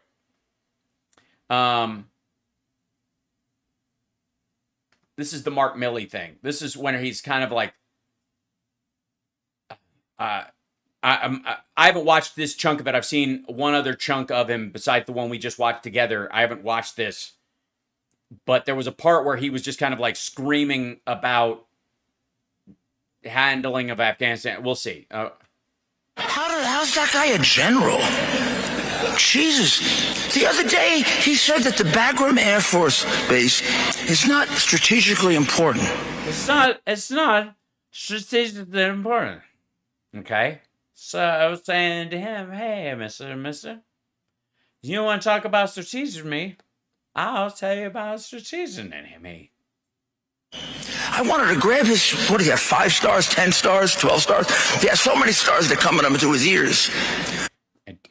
I don't know. This is the mask. How many masks is he wearing? How many da-da-da? This, permanent exaggeration clause that Trump insists on around, and anybody who wants attention from Trump has to also exaggerate like this, so they all develop it like a tick. Grab his stars, shove it down his throat, and say, "It's 400 miles from China, asshole!" Wait, does he get a round of applause? China is going to be our enemy for the next 40 years. No, they're not. Not in that way. And we're not going to bomb them. And we have long-range airplanes, long-range missiles, and long-range drones that don't have to stop for fucking gas in Afghanistan, where we have to put hundreds of soldiers in harm's way, surrounded by ISIS and Al-Qaeda and all these other groups, just so that we can have a gas station in the fucking Middle East. And by the way, Rudy, please pick a random general and try to shove their stars down their throat. You'll see that muscle memory from training come back real quick. An airbase 400 miles from them, and you're giving it up, idiot! Right. What the hell? Some dude's like, it's right. No, it isn't. An airbase has nothing. If we're getting into a battle with China, it's going to be in the South China Seas, over Taiwan. It's the complete opposite side of the entire fucking thing. And nukes don't need airplanes anymore. This is just like lame macho bullshit. Wrong with you? Who paid you? It's the taxpayers. I mean, he's a civil servant. He works for the military. He's, you know. Oh, who pays? Trump gave him a raise. Not much of one, obviously. Obama gave the military staff and military families the biggest raise they've seen in 30 years. But Trump did give him, a cost of living adjustment last time. Who pays you? We do, dum-dum. Christ! That is crazy! I don't know. No, you don't. You have no idea what the fuck you're talking about. The problems we will have with China are largely economic, cyber, and bio-related. Having a base in Afghanistan in the middle of fucking nowhere is not going to help. 400 miles. If we don't... no! We're 400 miles away from the literally the easternmost part of China, which is all fucking desert. We could get right over the line. The border's right there. Into this, what Biden did in the last 2 weeks is freaking insane. It cannot be explained. Yes, round of applause. By the way, it cannot be explained. Yeah, I mean, who thought we were ever going to get out of Afghanistan? Whose idea was it to leave? Who would have even run on such a thing? Regarding President addressed to the nation yesterday, dealing with administration's latest attempt to battle COVID. Okay, so this is the COVID clip that OAN put up. By the way, if I had the full thing, I would play it, but these are the parts that OAN thought you needed to know about. And I thought if I knew how bad the city was, I could turn it around. But I wasn't. Mm-hmm. Sure. And then I found out how good, if you work on it right. Oh, I see. This is the same clip we played before. Sorry, I thought it was another piece of this. Oh yeah, this is the part. The governor and the mayor, when they talk together in a crisis. We had a common mission. Our sole goal was to save the city. By the way, his voice sounds fucked. Like he sounds really hoarse, not healthy, congested, like throat problems. And this is a guy who, by the way, sells cigars for a living. And we didn't know it, but to save the country. And we put everything else aside, like the governor did. I mean, we had political squabbles, a lot, the governor and me, not as many as Cuomo and de Blasio, who don't talk to each other. They don't squabble. The fuck are you talking about?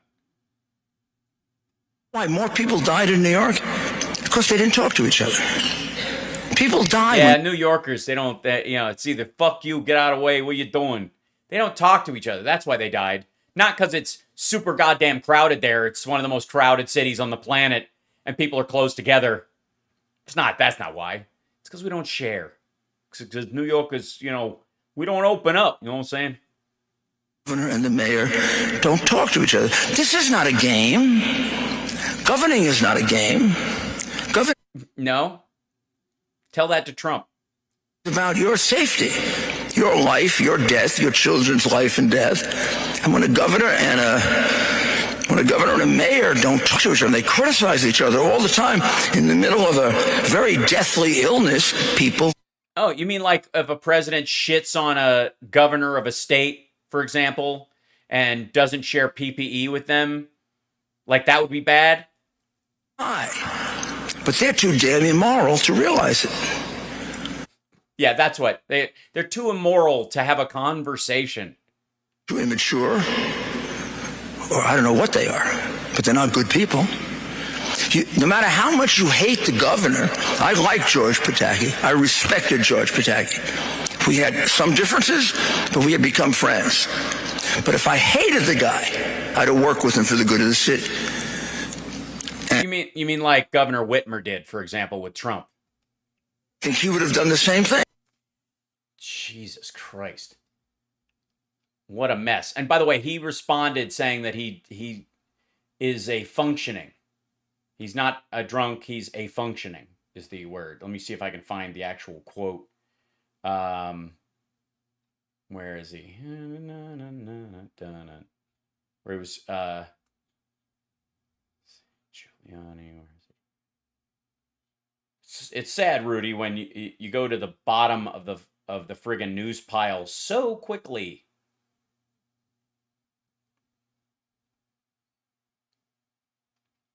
Nope. Are they not even putting him in the... Well, anyways, you guys have seen it. I don't know where that clip went, but it doesn't quite matter. He basically said he's not a drunk. He's a functioning. He's a functioning. Giuliani. He had an Italian response to it. He's a functioning asshole. So let's just jump to right when you thought like nobody could shit on the military. We aren't safe with Joe Biden's weak military. Look at the flag hanging upside down. Thank you, Bean Toes. Appreciate it. And thank you, John Deere and RHRCT. Thank you for resubscribing. And Deborah, thank you so much for the super chat. And Brian, thank you as well. It's Idiot Day again. Isn't it always? I apologize. It kind of is, though. Wake up. We aren't safe with Joe Biden's military, by the way. And he's wearing a Bozeman, Montana shirt. And there's... What kind of Airbnb shelf design bullshit is this? Are they moving out? They're just putting this stuff up so they can rent it? There's a swan, a little globe on a yellow stand or something. A picture, looks like it's from a magazine. There's another picture over here, and there's a buffalo down here. Is he at some Airbnb? There, we'll see. Femiclear for genital herpes symptoms. I've never seen a more appropriate ad for, on top of a... Guys, watch this video. This is a man talking about... First of all, can we just relish for the moment where the ad opening up, his thing is Femiclear anti-herpes wipes? They should start the ad with this, wick, and he just vanishes from the shot. I mean, all right. Some people need that product, I suppose. Oh, God. He's heard from people in the armed service. Some of our most... Oh, shit. Hold on. That's him and Kimberly. That's a picture of him and Kimberly. This is their shelving. These are bookshelves that have a ladder, which means they're supposed to be full of fucking books. Now, Summer, my girlfriend, will tell some of you if she ever gets a chance to chew your ear about my more annoying traits, is that one of my dreams is to have a library in my home, is to have like the giant floor-to-ceiling shelves with books on them and one of those rolling ladders, you know what I mean? Filled with like old books and like one big chair and a table and like a little gathering play area. If you want to play board games, that'd be the room, and you do it in the middle on a big circle. I'm getting excited just talking about it. But Yeah, a library. Oh my God, a big library room in the house with books all around. Be amazing, right?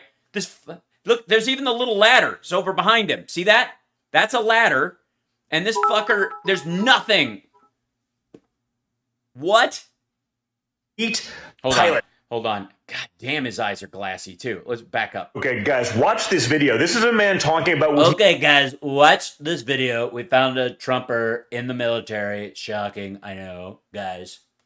Heard from people in the armed service, some of our most elite pilots, F-22 pilots, these kind of things. People who've had years and probably millions sunk into their training are going to walk off the job. Oh, wait.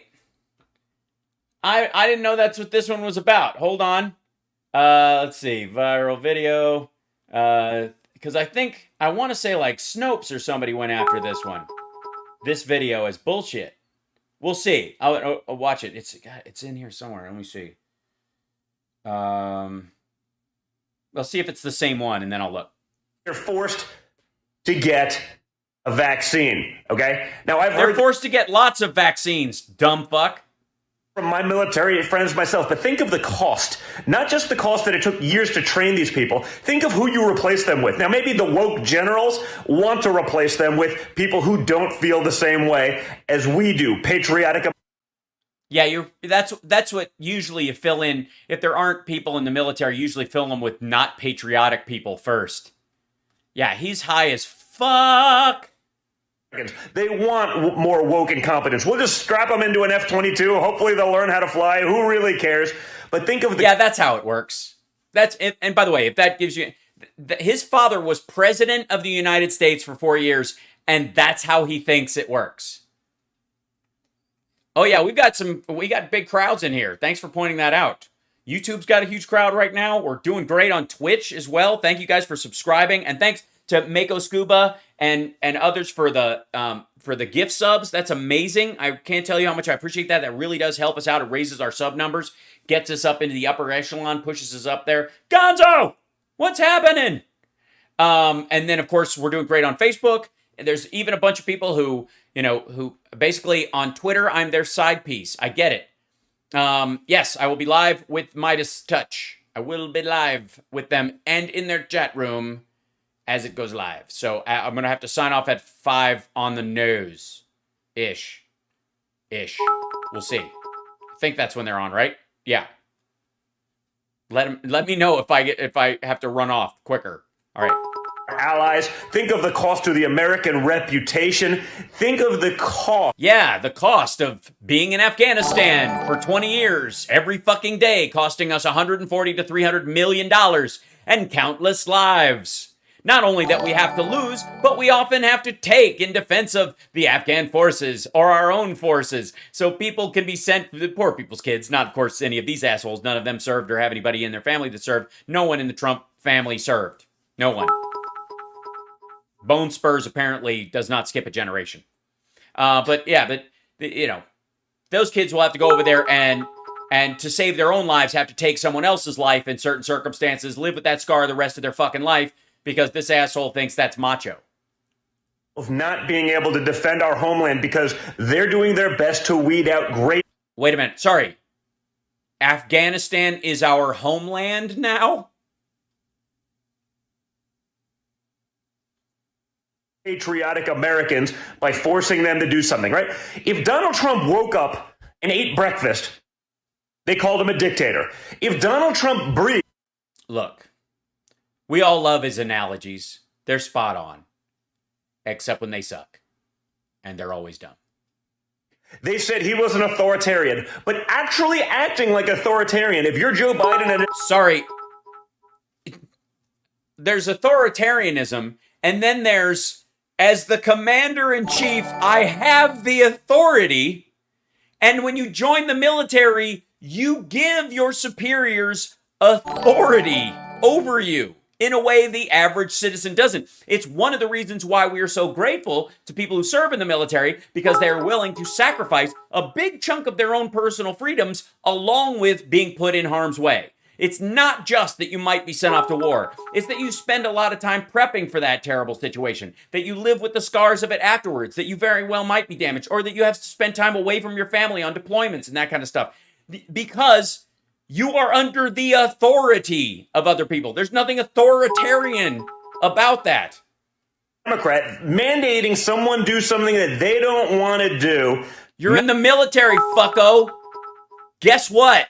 In the military, people have to do a lot of shit they don't want to do.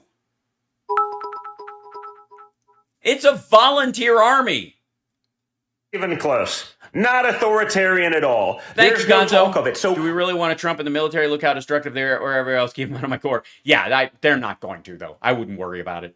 watch this video and think of what it means. Think of the cost to our country and to our military. Now, we've watched that. We've seen this talk, right? They're going to monitor the communications of people in the military for radicalism, right? You saw Fox. Yeah, imagine if we'd have done that, I don't know, before Timothy McVeigh killed 140 some odd people, including an entire, preschool group of kids. Marines they're white supremacists because they Okay, another analogy. Marines are white supremacists because they what? Voted for a Republican. Most of the time, Marines vote Republican. That isn't the problem. Your dad's not a Republican. He's a rapist. That's what's going on, folks. So I don't know if this is planned and the military is just okay weeding out people who could be conservative. Thank you so much. Wouldn't blindly vote for their woke BS out of the government, because there doesn't seem to be a consequence if you're a wokeist in the military saying that you'd love to attack American citizens if you were told to do so. It'd be wonderful, right? No consequence. I'm sorry. Somebody said that?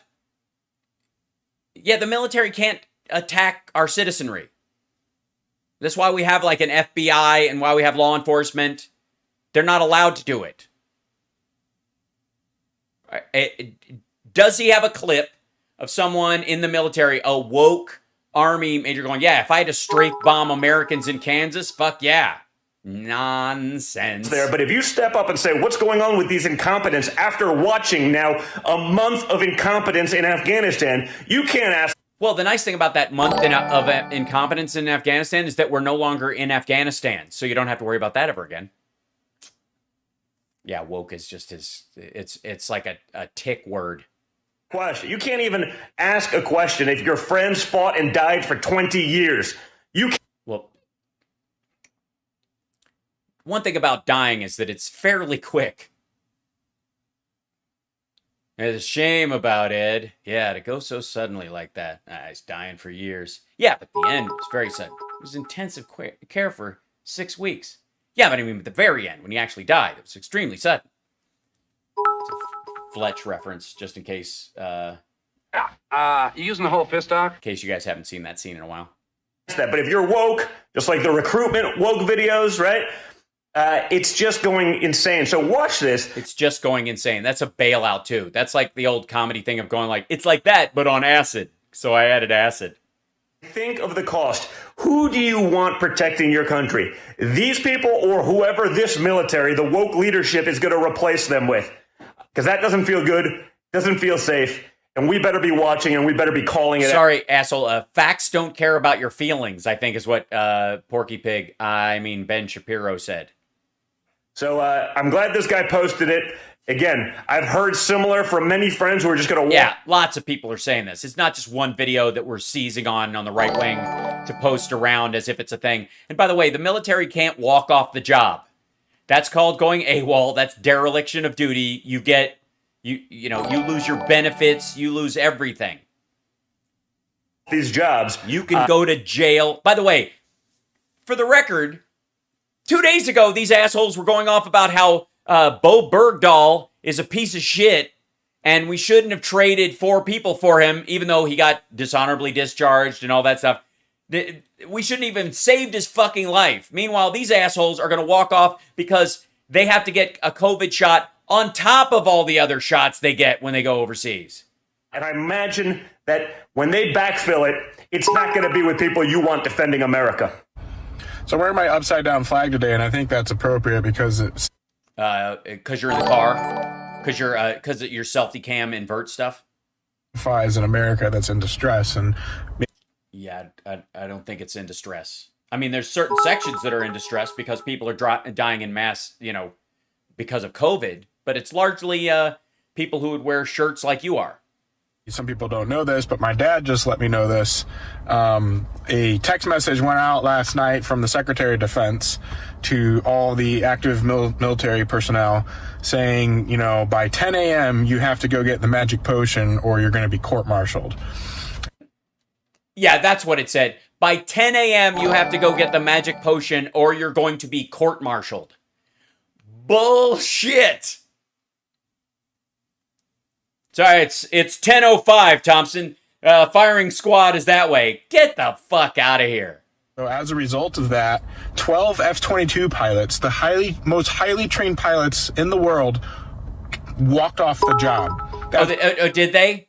Did they file a complaint with their union or their shop steward? They walked off the job. Yeah? Did they walk right off the aircraft carrier and into the fucking ocean? 12 million dollar aircraft grounded now. Yeah, I think they got other people waiting in the wings or whatever. I mean, Third Gun obviously is not going to be as good a movie as we thought it was going to be when they do the knockoff. A dozen of the best pilots in the world, thousands of hours of training, millions of dollars. A dozen. Hang on.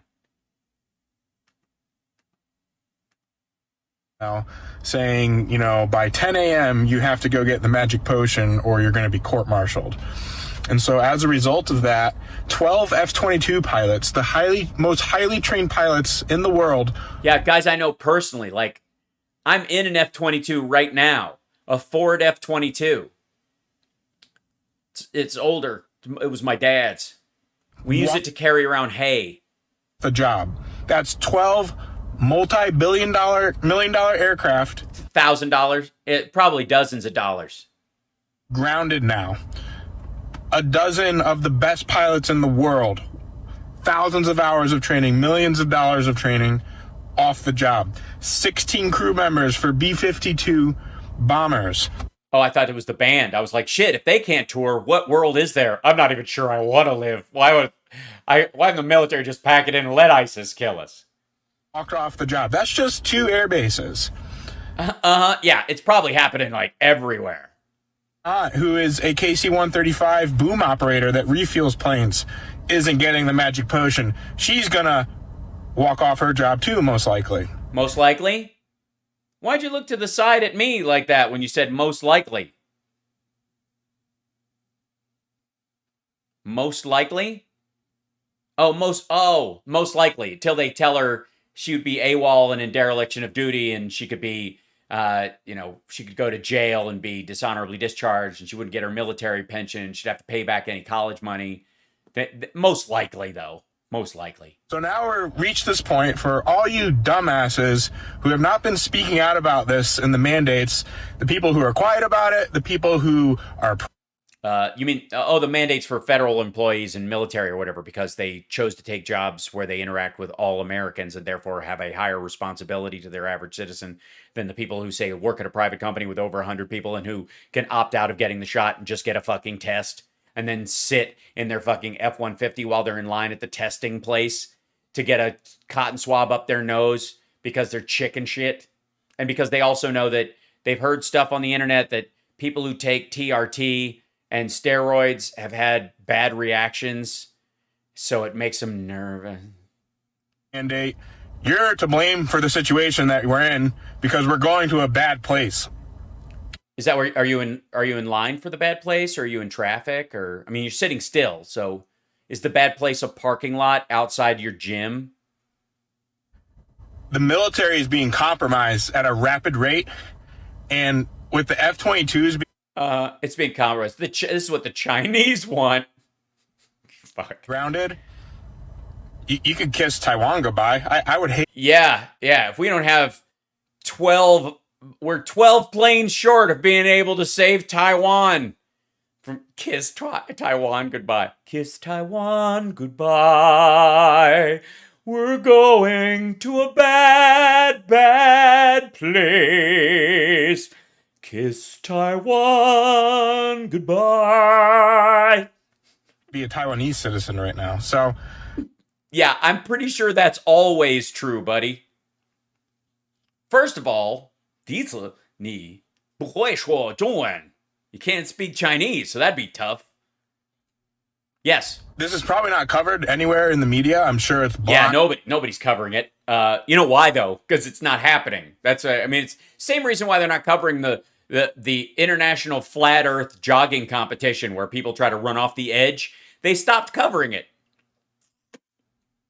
Censored by all the bullshit that goes on here, but yeah, that's the censoring, man. That's why we're on Rumble. Time to freaking wake up, people. Yeah. You better start preparing because you're a little cushy American. Yeah, if we don't have 12 pilots and the Chinese take Taiwan, which they're not going to do, and they've other problems that I'm not aware of currently, you better, next thing you know, you're going to be sitting in the parking lot outside of Planet Fitness, farting up a storm because you overdid it with the pre-workout, and you're not even going to know what hit you when they roll up and give you a ticket for expired tags.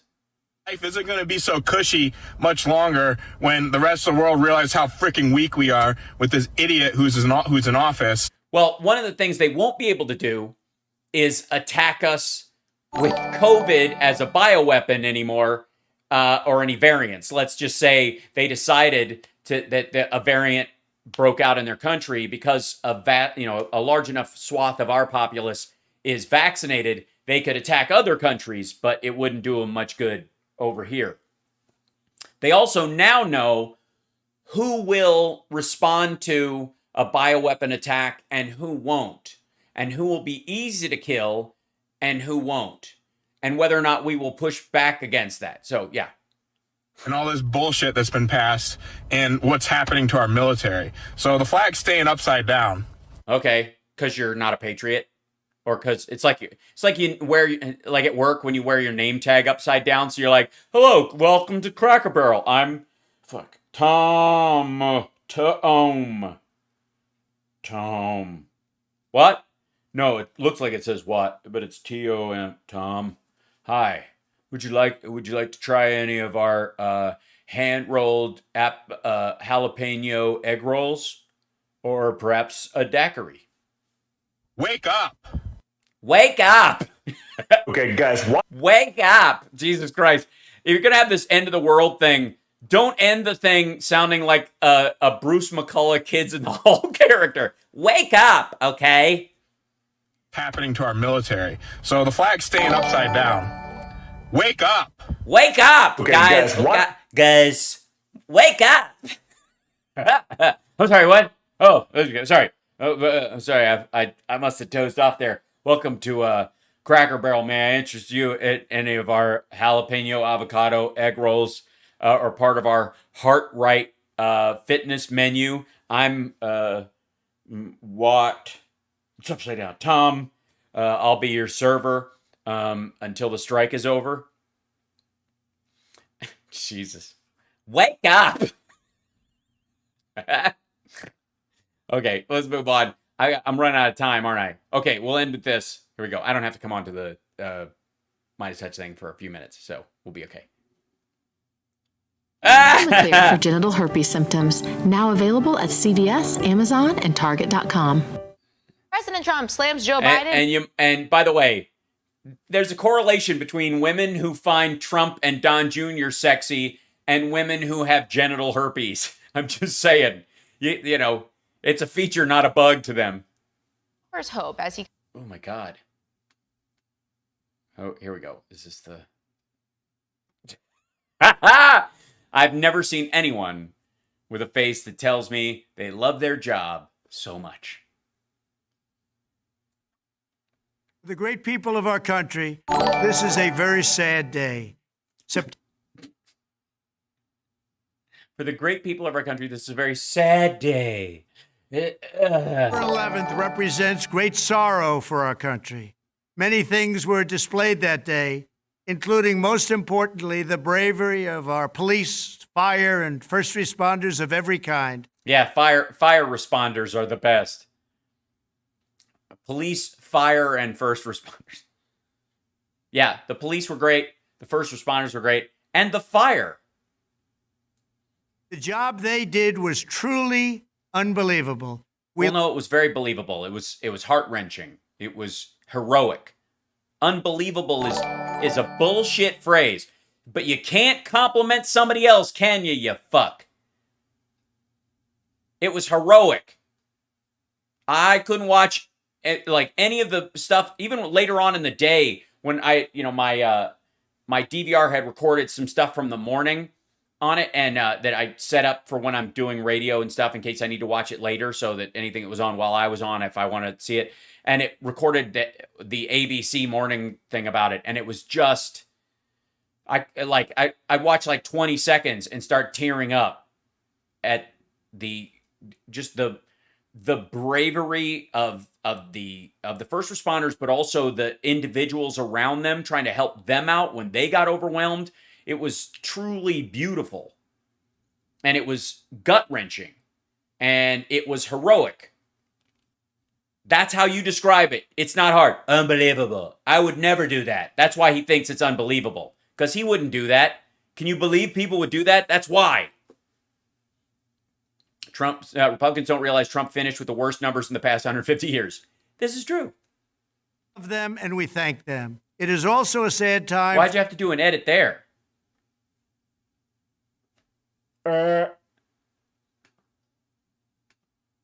We thank them. It is also a sad time for the way our war on those that did such harm to our country ended last week. Our war on those who did our country such harm ended last week. The Taliban didn't attack us on 9/11, you dumb fuck. And our war against Osama bin Laden and the remnants of Al-Qaeda ended 10 years ago. Fucking gibberish. Okay. The loss of 13 great warriors and the many more who were wounded should never have happened. Overall,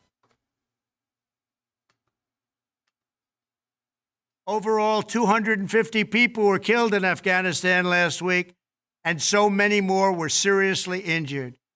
We had $85 billion of the finest and most sophisticated military equipment.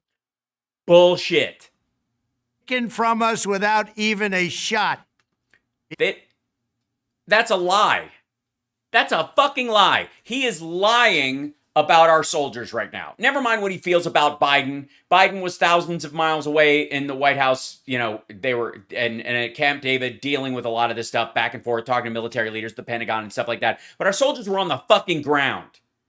They threw thermite grenades in a lot of these things. They took off all the guns. They took away their ability to fly. They intentionally removed parts of aircraft and helicopters so that they wouldn't fly, but you might think you could get them off the ground, but they won't come back down again. They did all kinds of shit. And to say they didn't, without saying they didn't even fire a shot, is such a slam on our military personnel and the men and women who did that, especially the ones who were helping with the evacuation, with literally 6,000 troops sent there to get people out.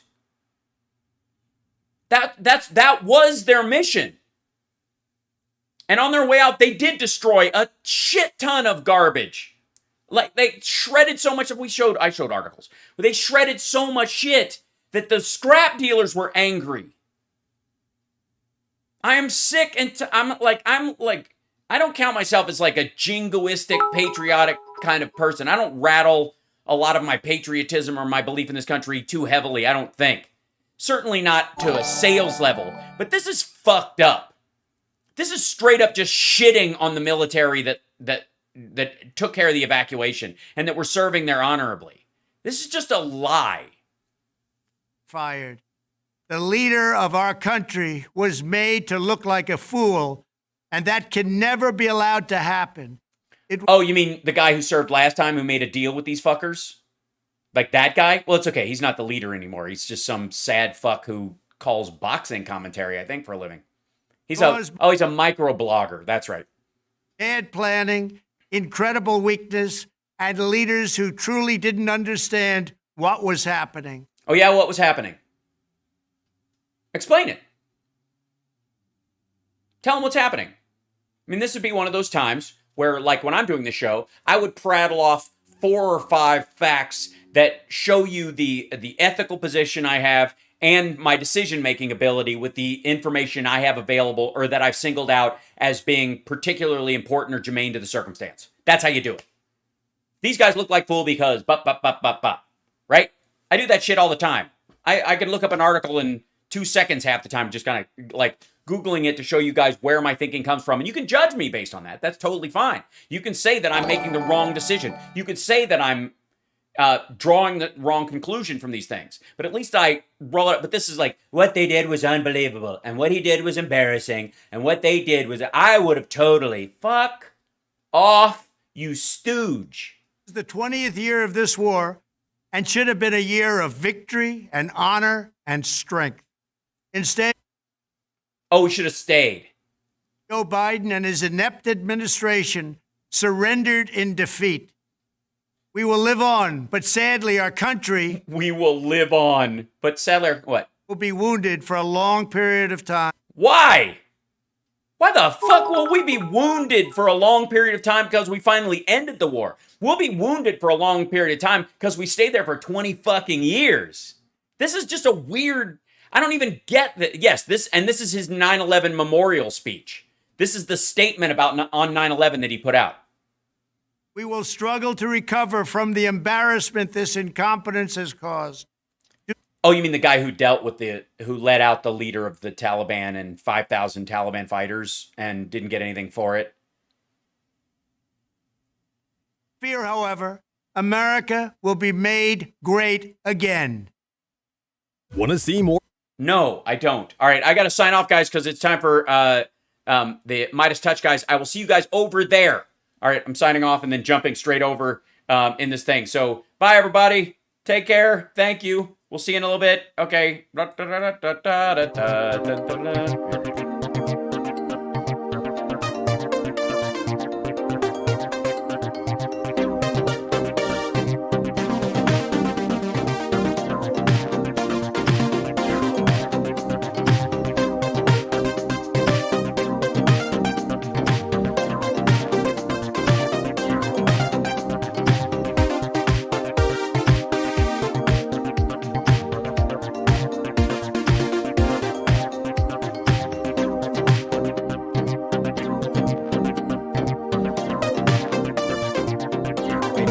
Anyone who's even showed interest in wanting to be active and has provided their phone numbers, we've reached out to in California and got huge, massive feedback there. And so if you're listening to this live as we're recording it, it's not too late. Make sure you get anyone who hasn't voted to show up at the polls and to vote no on the recall.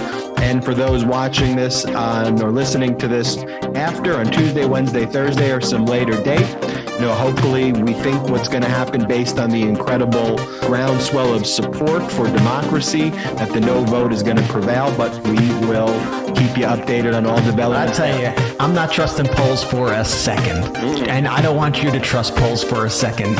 I like trends. I like looking at trends. I like seeing the way the wind is blowing, and that's all looking good.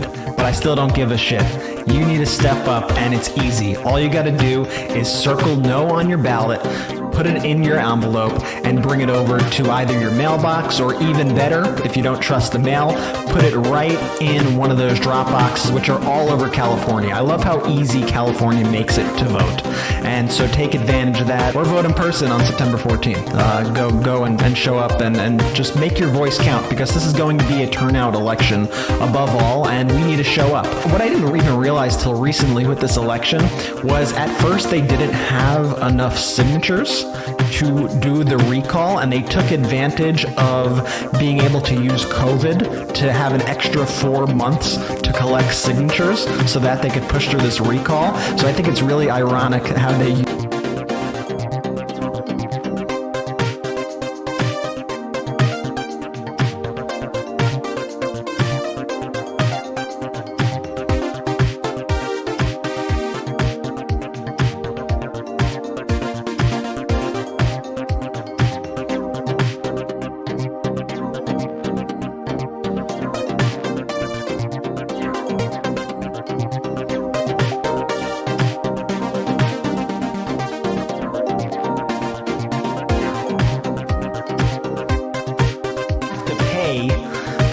back if your attempt doesn't work. There should be some stakes here. You shouldn't just be able to call a recall at any time. You could just waste $215 million from the state. And now we're seeing all these people, Elder and other Republicans around the country, making disputing elections their platform. Elder is already saying, oh, there's going to be voter fraud in California, because he has a strong feeling that he's probably going to be destroyed. So he wants to waste even more money in California, even more resources by making these fake claims of voter fraud. And it's enough. Accept the results of an election. Stop whining. Let's get back to democracy.